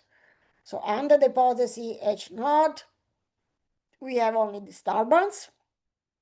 Under the alternative hypothesis, we have the signal plus the disturbance.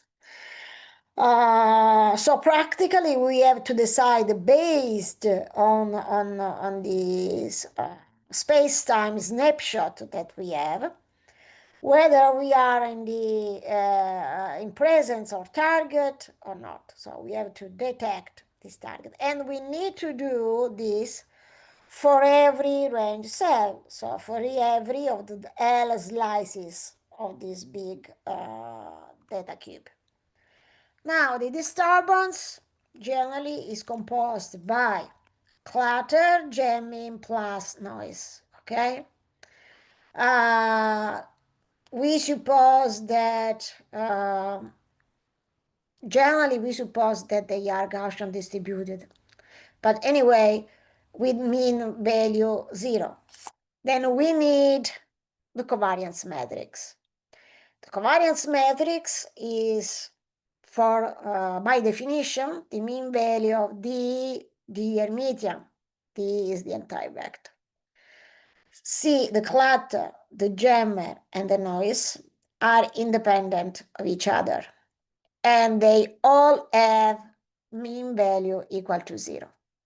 So when we do all these products, okay, between D and D Hermitian, so C plus J plus N, and then C Hermitian plus J Hermitian plus S Hermitian, then we have all the the product C Hermitian, J Hermitian, N Hermitian, and then we have all these cross terms. The contribution of the cross terms, since they are independent, C, J, and N are independent, and each one has a mean value that is equal to 0, the contribution of the cross term is 0, okay? So we have only the mean value of C Hermitian, J Hermitian, and N Hermitian. So we have the covariance matrix of the clutter plus the covariance matrix of the jammer plus the covariance matrix of the noise. Then this is exactly what we are going to analyze together with the model of the signal. Let's start with the noise. Now, the noise is generally composed by internally generated thermal noise, practically. And there can be also sky noise, so some noise that comes from outside the system. And generally, it is modeled as a stationary complex Gaussian process. If the thermal noise is dominant, so practically the noise is composed only of thermal noise, then the thermal noise is white in time and also white in space. What does it mean? It means that samples coming from different antennas are uncorrelated. Since they are Gaussian, they are also independent.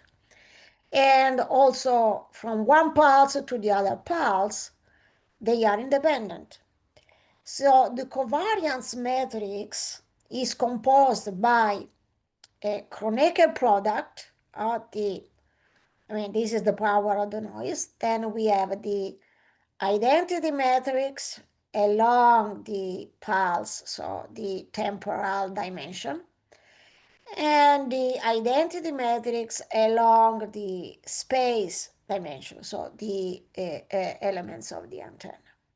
Well, when you do the Kronecker product, what does it mean? It means that we take the matrix that is on the right-hand side, okay, and we multiply each element of the matrix that is on the left-hand side by the matrix that is on the right-hand side. Then IM is a diagonal matrix, so all the elements are equal to 0 except the elements along the diagonal that are equal to 1. So if we do this product that I told you between IM and IN, we get a matrix that is a block matrix like this one. So you see that along the diagonal, we have 1 times IN, 1 times IN, 1 times IN. On the other elements, we have 0 times IN, so 0, 0 times IN, etc.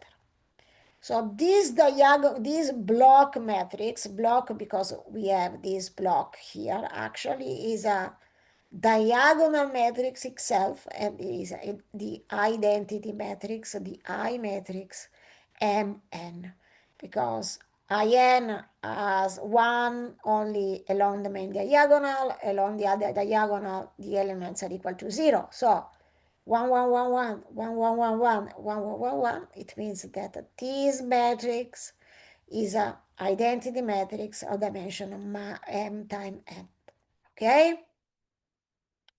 Sigma squared n is the noise power. It depends on the noise density, spectral density, and B, the bandwidth of the system. So the noise covariance matrix, it says full rank. So the dimension of this matrix is Mn, and the rank, so the number of eigenvectors different than 0 is equal to Mn. Anyway, this is a identity matrix. So the noise matrix, the covariance matrix, is the identity matrix if there is only thermal noise. If there is a sky noise, the sky noise has a contribution, spatial contribution, and then instead of having here on the space side I, we have this covariance matrix C, that is the covariance matrix of the sky noise. And then overall, the covariance matrix of the noise space-time covariance matrix is again a block matrix, but along the diagonal we find the matrix Cn. Now, actually, we always, in our derivation, we will use only thermal noise, okay? And now let's go to the target. The target model is a bit more complex than the noise model, thermal noise model, but we can derive it. I'll try to skip the equations that are not necessary and show you the final results. Even though in these slides there are other equations, you can look at them, but I will try to go straight to the final results. So the parameters that describe the targets are the range, of course, the azimuth, the elevation, the radial velocity, and the target cross-section. Exactly the same parameters that we consider in all the radar systems. Now, when the array transmits a single pulse, of course, and it transmits this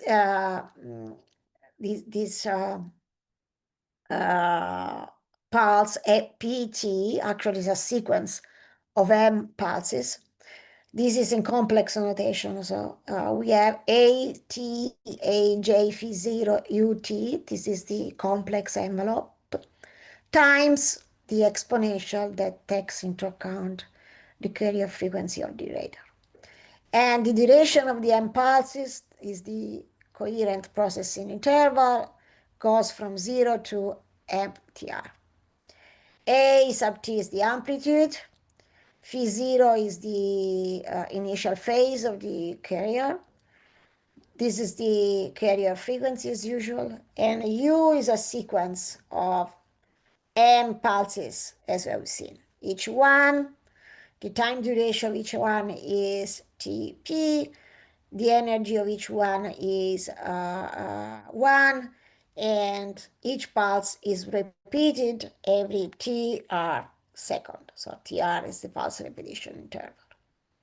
Then the transmitted energy is practically M times EP, where EP is the energy of a single pulse, that is the amplitude squared, okay? Now, the signal that we receive on each element is XNT, this is the backscattered signal, so the signal backscattered by the target. It has another amplitude, of course, because it depends on the distance, the radar cross-section of the target, and so on. It is a replica of the transmitted signal, delayed by tau n, and we know that the tau n depends on the position of the antenna and the position of the target, of course. The initial phase, and then we have a Doppler frequency, FT, here, that is due to the movement of the target, the relative movement of the target versus the platform, okay? So this is the target that we receive, the Doppler frequency. Now, the time tau n depends on the distance of the target. The distance is r sub t, so tau n is the round trip delay to rt divided by c. But then there is also contribution that depends on the distance of each element of the antenna. Sorry, here there is a square, but I don't know why it appears in the slides. The square in the equation should be a dot. So this is a scalar product between the pointing vector and the vector that characterizes the antenna. Now, we said at the beginning that our antenna is along the x-axis. So when we do the product between these two vectors, we come out with this minus nd divided by c, where d is the interspace. We are considering a ULA. Then we have a cos theta cosine theta t sin phi t. These actually are the azimuth and the elevation. We will simplify our scheme, and we will consider that the elevation practically is 0. If the elevation is 0, cosine of theta t is equal to 1. So in our derivation for the ULA, we will consider only the sin of the azimuth angle, as we have done already in previously when we considered the beamforming. And I mean, this is typical to simplify the scenario. And then we define a new quantity that is nu sub s, and this is the normalized target special frequency. Okay, so this is a frequency, we call it t divided by lambda cos theta t sin phi t. So and this is the spatial frequency. Why we do that? Because in this way, when we work with the arrays, we can exploit the similarity between the filtering in the time domain and in the filtering in the space domain. Of course, we need to remember that the spatial frequency is not linear in the angles, because there is a theta cosine in the relation. But anyway, we can work with this spatial frequency. This is generally cos theta t sin phi t is called the conic angle phi t, but actually it's not so important for us, because we will simplify this scenario when the elevation is 0. Then we have only the sin or the azimuth function. Anyway, what is important for us is that the the term that we receive, the signal that we receive at the element on the antenna are this alpha r, so the amplitude, the complex amplitude, the delayed sequence of the signal, plus the term that depends on the Doppler frequency, this term that depends on the spatial frequency, and this term that depends on the carrier frequency. After down conversion and meshed filter, then we can obtain the signal, the sample of the signal. Here I'm just summarizing a picture of what I've already said. So in easy case, we suppose that the elevation angle of the target is equal to 0. And it means that the cosine of this, the angle theta t is equal to 1, then we are left only with the term that depends on the azimuth. This is to simplify our notation, but I mean, generally, nothing changes. Now, this signal that we receive is down converted. So when we down convert, we we are left with a signal that is baseband, as you can see, because we have multiplied by a minus j 2 pi f sub 0 t. Then we do meshed filtering here. I'm not going to details, because actually this is something that we do normally in the radar system. So I suppose that you know what already know what the meshed filtering is and what the down conversion is.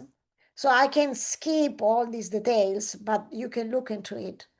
The main thing is that after down conversion, meshed filtering, and sampling along the different element of the antenna, along the different samples, pulses, we have this vector x sub n is again the index for the antenna. So on the m element of the antenna, we have a sequence of pulses, same amplitude beta r. Then we have this component that depends on the spatial frequency. You see the index n that relates to the antenna and the spatial frequency nu sub s.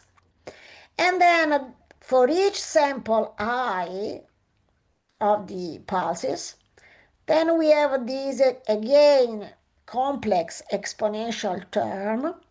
Okay, you see here we have I, the index of the pulses, and nu d is the normalized Doppler frequency. So if we fix the antenna n, then we will have a vector of temporal pulses.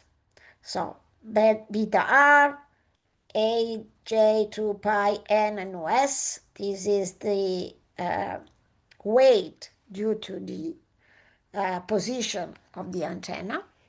And then we have this vector, this temporal steering vector that depends on the temporal Doppler frequency. So if we set the antenna, so we stay on the n element of the antenna, and we look at the different samples over time, so over the m pulses, but we don't move from one antenna element to the other antenna element, we stay in the same n element.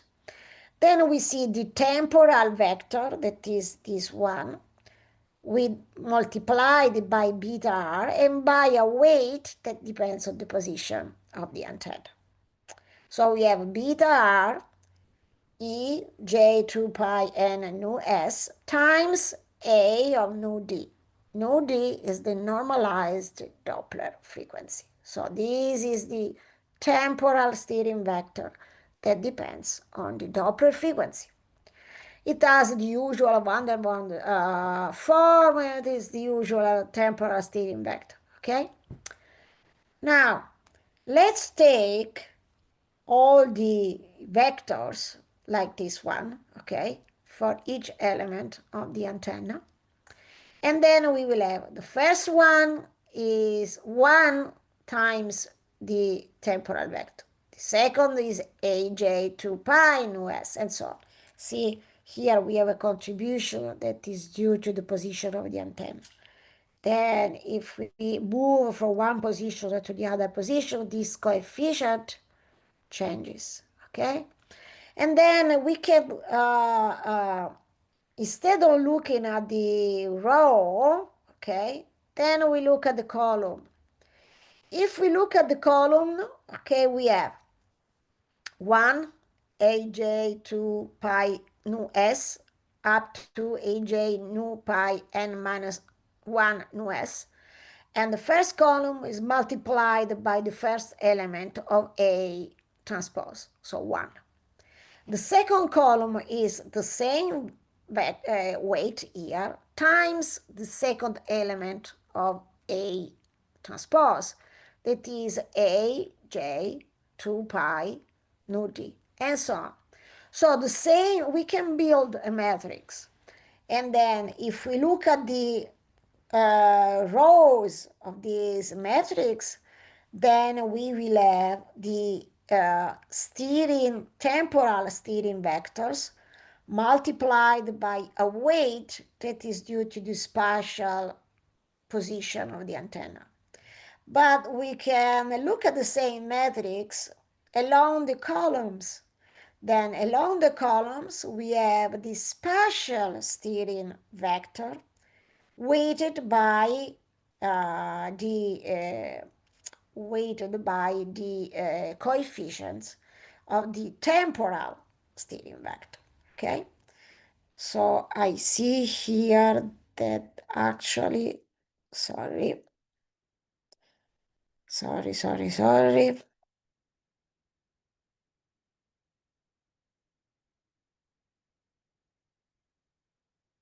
No, it's fine. I was just confused. Okay, there is also this coefficient beta that multiplies everything. So we can look at the same matrix that is n times m, so the n number of antennas, m number of pulses. Look at along the rows, you see all the you see the same temporal steering vector weighted by a different coefficient. If you look at the columns, you see the same spatial steering vector multiplied by a different coefficient. Then, instead of using this matrix, as we have done before, also for the noise, what we do? We put everything into a vector that is m dimensional, okay? So we take all this column here and we build this vector, okay, appending all the columns. And what we obtain a vector that is nm dimensional. Well, if you do that, then we can write the new vector as BR, that is the amplitude complex coefficient, times a steering vector that is the Kronecker product between the temporal steering vector and the spatial steering vector. Now we call it P. P of these two quantities, nu D times nu S. Okay, so is the Kronecker product by these two steering vectors. This should remind you a little bit the operation that we have done in the MIMO system. But in the MIMO system, the virtual steering vector was the Kronecker product between the steering vector on transmit and the steering vector on receive. Here, since we are in a phased array, we have a steering vector, space-time steering vector, that is the Kronecker product between the temporal steering vector that depends on the Doppler frequency nu d, and the spatial steering vector that depends on the spatial frequency nu s. Okay?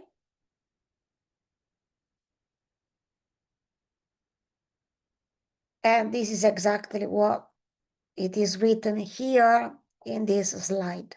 So temporal steering vector, m samples, because there are m pulses, and nu d is a normalized Doppler frequency. Then nu s is a spatial frequency, and we have n elements of the antenna. The space-time steering vector is the Kronecker product between these two. Okay, so what is the covariance matrix of the signal? Well, the covariance matrix of the signal is a nm dimensional matrix. By definition, mean value of st times st Hermitian. Then if we replace here beta r p, then we have p is deterministic, b is random, and then we have the mean square of modulus beta times p Hermitian. And this is the covariance matrix of the signal, okay?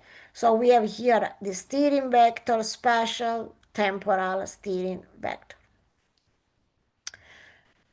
So this is the signal. Now let's go to the jamming.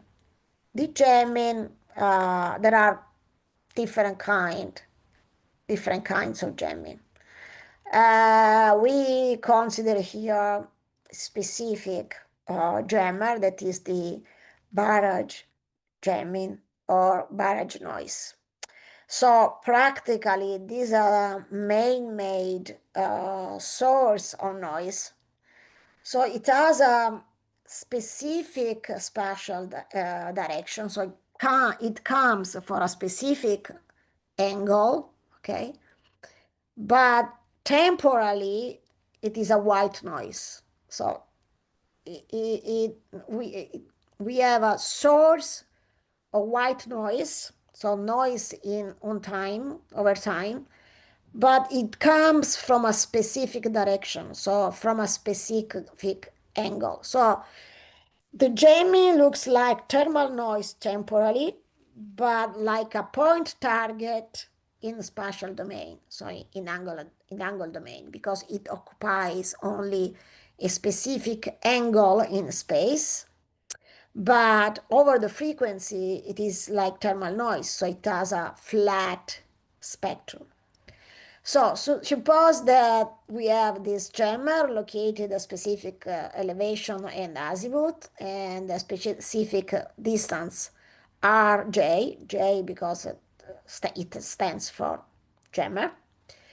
And then we can calculate the power of the received power of the jammer through the peak power of the jammer, Sj, G, the gain of the antenna, lambda, the length, the wavelength, and then Lr, that is the losses. And then we have Rj squared. I mean, remember that the jammer doesn't do the round trip, but only one-way trip because it is transmitting. So this is the reason why in the radar equation at the denominator, we don't have R24, but we have Rj squared, okay? So the jammer can generate high power and can impact a lot the performance of a radar. So which is the snapshot of the jammer.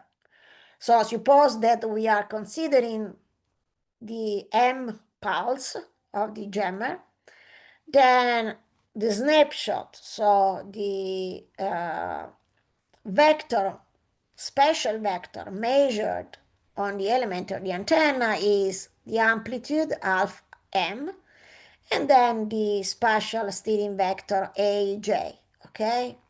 That has the usual form that we have considered.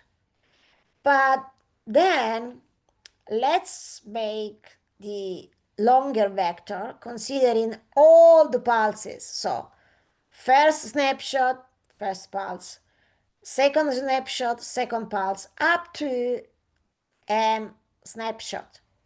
And you see that actually you have the first snapshot is multiplied by alpha 0, the second by alpha 1, and the last one by alpha m minus 1. And all these alpha are different and they are independent. Why? Because these are temporal samples. And we say that the jammer temporally is white. So this long vector can be written again as the Kronecker product between the amplitude and the steering vector. Now the steering vector is deterministic and we know the shape.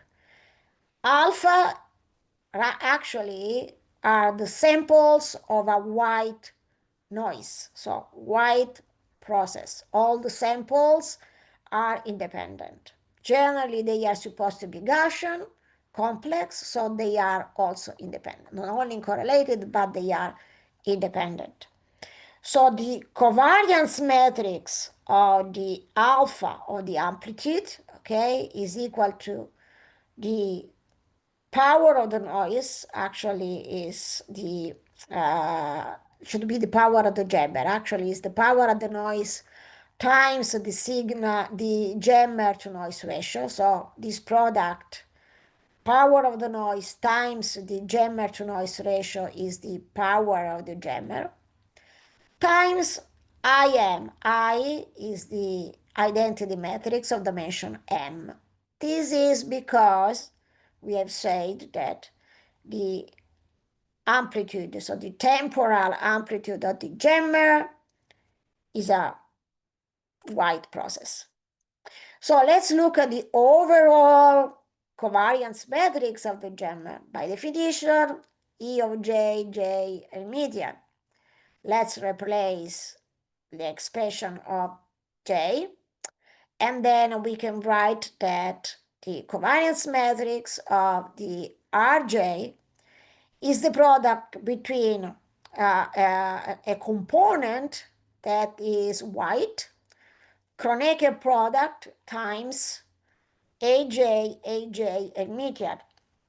Well, we call these terms sigma square n, Cj, AJ, AJ, and median, we call it phi j.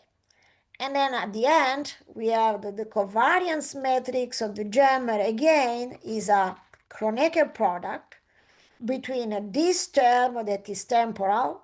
Since the gemmer is temporally white, here we have the identity matrix, but it is spatially correlated, so we have the covariance matrix phi j. Okay? So if you look back at the noise, the covariance matrix of the noise, again, have this structure, Kronecker product between two matrices. One is the temporal matrix, the first term on the left-hand side, and the other one is the spatial matrix, okay, IN. And then we do the Kronecker product. Here, temporally, the noise is temporally and spatially white, so we have the Kronecker product between the two identity matrices. Here, the target as this steering vector, I mean that is spatial and temporal spatial steering vector. Here, the covariance matrix of the gemmer can be written again as the Kronecker product between two terms. The first one that is temporally white, and the other one that is spatially correlated. Okay, so both the gemmer and the thermal noise have a covariance matrix that can be separated. So there are two different terms that are related only by the Kronecker product. We have one term and the other term. And these two terms can be defined in a separate way. So they are not coupled, okay? The spatial contribution and the temporal contribution are not coupled each other. They are only related through the Kronecker product. Okay, then for the ULA geometry, we can simplify the A, the steering vector. If we have multiple gemmers, then we can build the covariance matrix of all the gemmers, considering all the steering vectors of all the gemmers, and then the new covariance matrix, they are all temporally white, so only the space dimension will change, and in the space dimension we have all the steering vectors, so the covariance matrix of all the steering vectors. Anyway, let's consider that the case that we have one single gemmer. This is the covariance matrix that we have. Again, this part is the temporal one, so it is white, and then we have the identity matrix. Here, along the elements of the antenna, the steering vector is correlated, fully correlated actually. And then we have this rank 1 matrix phi j. Okay? Now, let's look at the clutter. Here becomes the problems. Okay? Let's look first at the geometry and on how we can model the clutter. Now, the clutter doesn't come from a single angular position like the gemmer or the target itself. It comes from a ring. Now we are considering only half ring because we suppose that practically there is a screen, so we consider only the back scattering in this direction. We don't consider the scattering along the other direction. But of course, it depends on the position of the antenna, it depends on the shape of the antenna, it depends on many different things. Sometimes we need to consider 360 degrees, so the entire ring for the clutter. As I already said, actually, to target the clutter that enters the antenna through the main beam is stronger generally, because the gain along the main beam is much higher than the side lobes, of course. But we can have clutter sources coming from all the position. So suppose that we have sources along all this ring. And we have a moving platform with a certain velocity that is VA. Now, what happens? Actually, we should consider also the ambiguous, ranges. So it is true that if we transmit multiple pulses, then we can have ambiguous targets, but we can have also ambiguous clutter echoes. That's another complication, and I mentioned this here, but in our derivation we will consider that there is only one single range, so there is no any ambiguity, okay? But we have n sub c independent clutter sources in this range. Now, let's look at the spatial frequency. Again, this should be the scalar, the inner product between k, the pointing vector k, and the r, that is the position of the elements on of the antenna. And then the same way as we build the steering vector for each target, we do for the clutter. So each so the clutter is composed of NC point scatterer. So each point scatterer behaves like a target. So it has its own amplitude, gamma k, and its own space-time steering vector. So it depends on the Doppler frequency of each scatterer and the spatial frequency of each target. So the vector C of the clutter is the sum of all these NC contributions. So you see the sum, you see the vector P, and then here you have the sum of gamma k, p, k, okay? So this is the clutter. So far, so good. It seems that everything works. So we have the jammer, and we have shown that the covariance, temporal covariance matrix and the spatial covariance matrix are separable, so they do not depend on each other. We have calculated also the steering vector of the space-time steering vector of the target. That's good. Then we have looked at the jammer, perfectly fine. Along the time is white, along the space is fully correlated. Fine, we have derived the covariance matrix, and we have seen that the temporal covariance matrix and again the spatial covariance matrix, they do not depend on each other. What's happening here in the clutter? I mean, we are modeling the clutter as a point-like scatterers, okay? So each one as its own space-time steering vector, similar to the target, and a different amplitude. So the clutter is the sum of all the clutters. Now let's look at the covariance matrix. Then we have, by definition, C times C Hermitian. And then we define the covariance matrix of the amplitude of the scatterers.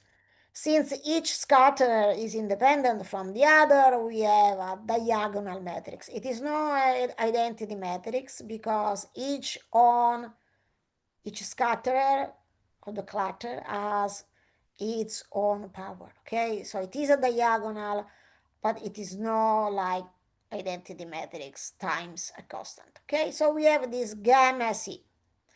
Then when we make this calculation, then we define this matrix VC that contains all the steering vector of the NC component of the clutter, and overall the covariance matrix is VC times gamma C times VC Hermitian. Now let's look at the expression of the Doppler frequency and the spatial frequency, okay? So we see here that the Doppler frequency is, we need the spatial Doppler frequency, the spatial frequency, we have seen it, is the inner product between the pointing vector and the direction, of the antenna. So it's d lambda cosine theta c sin phi c, okay? If we are on a plane, then if we are considering that theta c is 0, then we have only the azimuth angle, and we don't have the elevation. Then let's look at the expression of the Doppler frequency. The Doppler frequency is the inner product between the same pointing vector and the velocity, the vector of the velocity of the platform divided by lambda, and which is the expression. Practically, we see that the Doppler frequency is 2 VA lambda and cosine times sin. So if we compare it with the expression of the spatial frequency, then we see that there is a linear relation between the Doppler frequency and the spatial frequency, the normalized Doppler frequency and the normalized spatial frequency. And this linear relation is a coefficient beta that is 2VA times TR divided by D. What does it mean? It means that actually we cannot define the Doppler frequency of the clutter independently of the Doppler frequency, the spatial frequency of the clutter. So since the platform is moving, and since we consider the projection of the velocity, relative velocity, along the direction between the target and the scatterer, if we change the angle, the angular position of the scatterer, we change this projection. And then the Doppler frequency of the clutter for each scatterer depends on the angle. So depends also on the spatial frequency. So this is the problem in the clutter. The target has only a specific Doppler frequency, a specific direction of arrival, so a specific angle, and they are independent. In the jammer, we have, on time it is white, so it occupies the entire frequencies in the spectrum, but it comes from a specific angle. The noise it's white, so it occupies actually all the spatial frequencies and all the Doppler frequencies. The clutter has this peculiar characteristic. So the Doppler frequency is linearly proportional to the spatial frequency. And then actually the point of the plane that the plan Doppler and spatial frequency is occupied along a line, and this line has a slope that is equal to b. So if we look at this figure, see, beta equal to 0, it means that the clutter occupies all the spatial frequency, but 0 Doppler. This is quite strange because it means that we have this only when along the spatial frequency, the clutter is white and the target is not moving. No, it's white when it is correlating only along the space, but the platform is not moving. In this case, the Doppler frequency is equal to 0, okay? Now let's look at beta smaller than 1 and beta equal to 1. Beta equal to 1 is exactly bisector. It means that the normalized Doppler frequency is equal to the normalized spatial frequency. So this value beta 2 VATR divided by D is equal to 1. When it is smaller than 1, then you don't have the bisector, but you still have a line. Now, the last case on the right-hand side is the most difficult. It is when we have ambiguous clutter. So when we have multiple rings that contributes to the clutter. We don't look at this very difficult case. We look at the case in which we don't have ambiguity. But still, you see that there is this strange relation. It's not strange, it's a linear relation between the Doppler frequency and the spatial frequency. So this is called the clutter ridge. So in the easy case in which the antenna is orthogonal to the velocity of the platform, the clutter ridge is a line, okay? And for beta equal to 1 is the bisector. Unfortunately, in the other situation when the antenna is tilted, so the velocity is not orthogonal to the direction of the antenna, then you see that the clutter ridge becomes much more complex. An ellipse up to a circle. These are very difficult cases. We will focus only on the first one when the clutter ridge is a line, okay? So now we can analyze this figure. This is the three-dimensional plot of everything we are considering. So again, along one axis, we have the normalized Doppler. Along the other axis, we have sin of azimuth. So we are working only with azimuth, so the elevation is equal to 0. So writing sin of azimuth means that that dimension is the spatial dimension. So that is the normalized spatial frequency. Now let's look at the target. The target has a specific single Doppler, so it is a point in the Doppler domain, okay? And it has only a specific angle, direction of arrival. Again, a point in the spatial domain. That's why we have a single steering vector, spatial temporal steering vector, okay? Now, Let's look at the jammer. The jammer, okay, along the Doppler frequency, it is a white process. If it is a white process, the spectrum is flat, and you see that it is flat.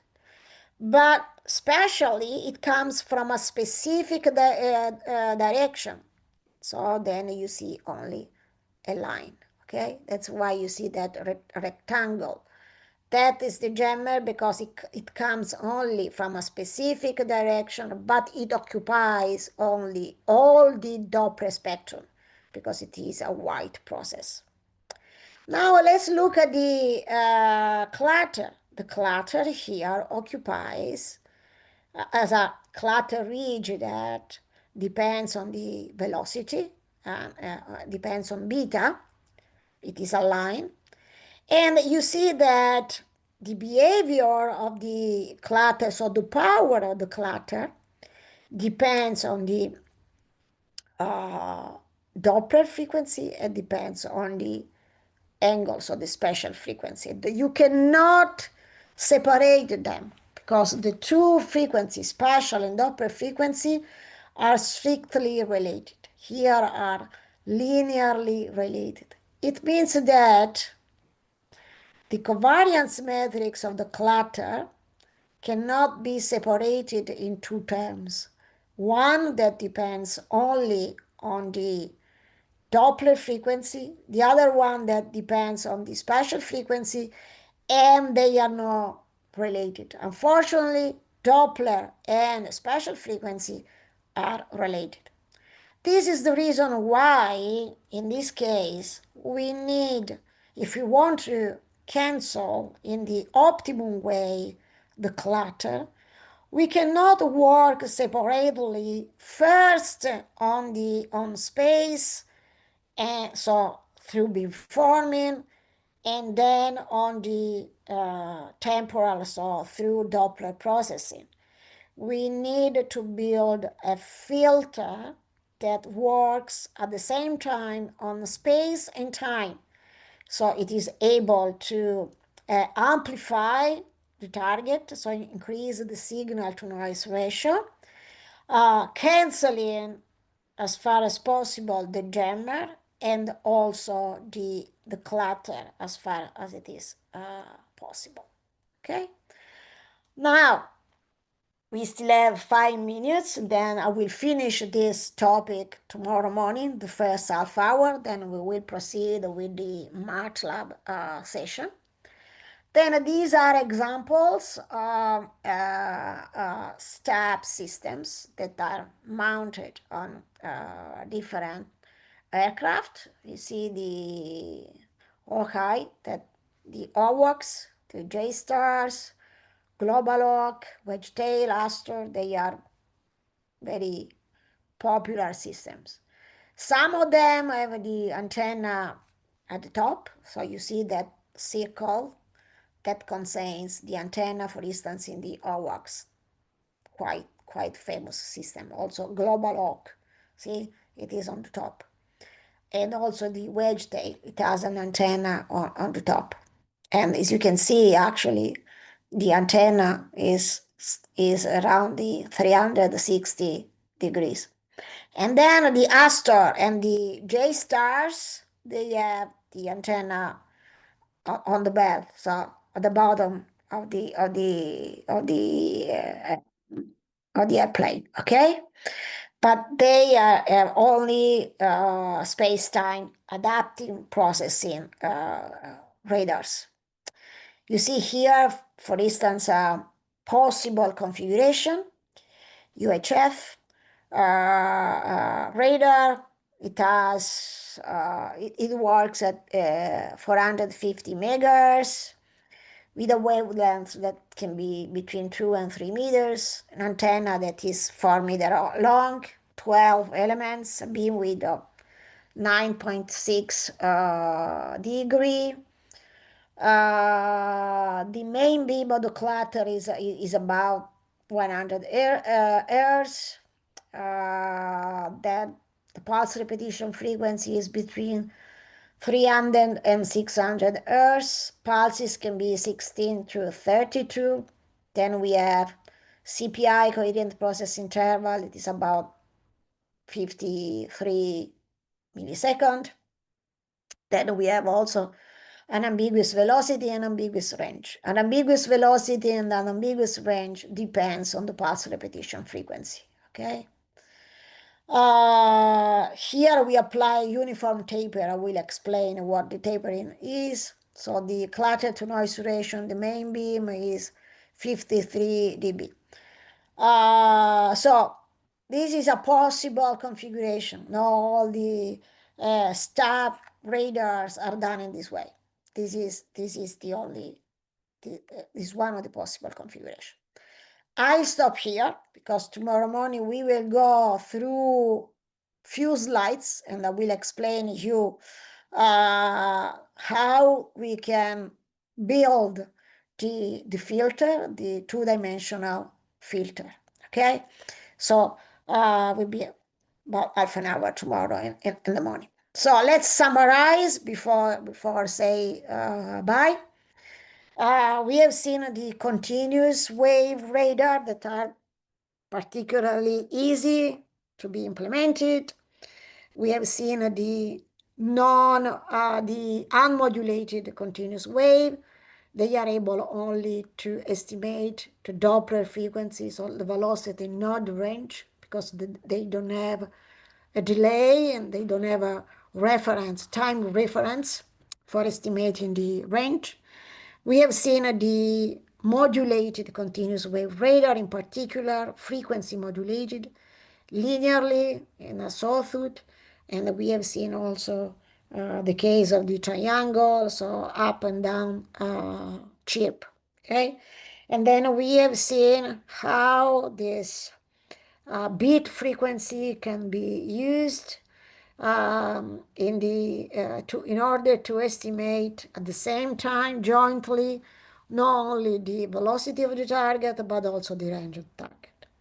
Then we have seen the problem of the Doppler frequency, and then using a single pulse we could solve the ambiguity using, instead of a single chirp up or down, a triangle, and then we have the up and down. Then we have the equation also to derive, to separate the Doppler frequency from the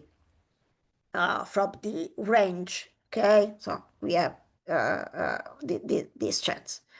Now we have seen also when we have multiple targets and the processing that is done with multiple pulses, in particular on the continuous wave autonomous or continuous wave automotive radars. Then we have seen other very simple continuous wave radars, and then we jumped into this complex system, but these are new, these are not new, these are a very mature topic that, again, these radar are in place, have been in place for many decades now.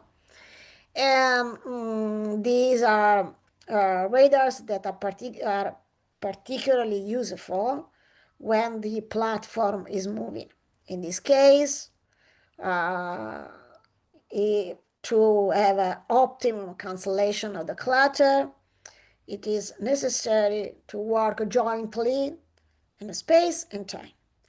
And today we have seen the models of the noise, the models of the model of the target, the model of the jammer, particular kind of jammer, the barrage jammer, and the model of the clutter.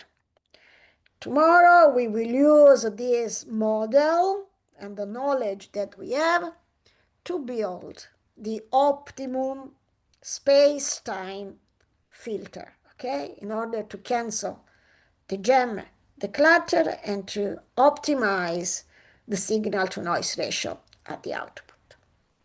So this concludes the lecture today. And is there any question?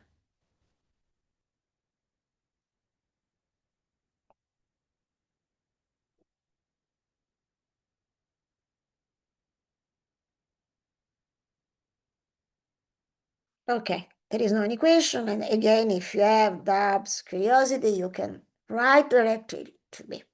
Okay, I will share also these complete slides. How will we work tomorrow? Because tomorrow we have the MATLAB session. Originally, these lectures, the MATLAB session, were, thought to be in person. So, with some interaction between me and you. And then I thought to give you the problem, the different problems. Actually, we have 3 different problems tomorrow that we have to solve through a MATLAB script. So originally, my idea was to give you the problem, give you some time to code, so to write the script, and then asking me question and then solving together the problem. So tomorrow, after finishing the lecture on STEP, I will present the first problem. Then I'll give you some time to think about it, to write some code if possible. And then I will pass you the MATLAB script, and then we can work together and see what we can change in the script. I will do this for all the 3 problems. So first problem, I will give you some time to think about it, and then I will show you the solution and we will play with the solution. Then we will move to the second problem and we will do the same. Okay? So be prepared for that. I hope that you have your laptop, your computer, your MATLAB, so tomorrow we can work together. Okay? So, see you tomorrow. Okay, ma'am. Okay. Thank Thank you. ma'am. Good evening.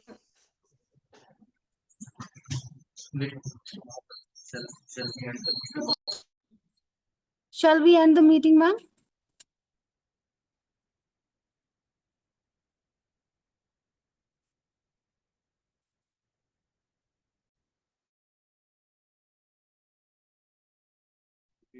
Hello, everyone. Shall we end the meeting now? Yes, ma'am. Okay.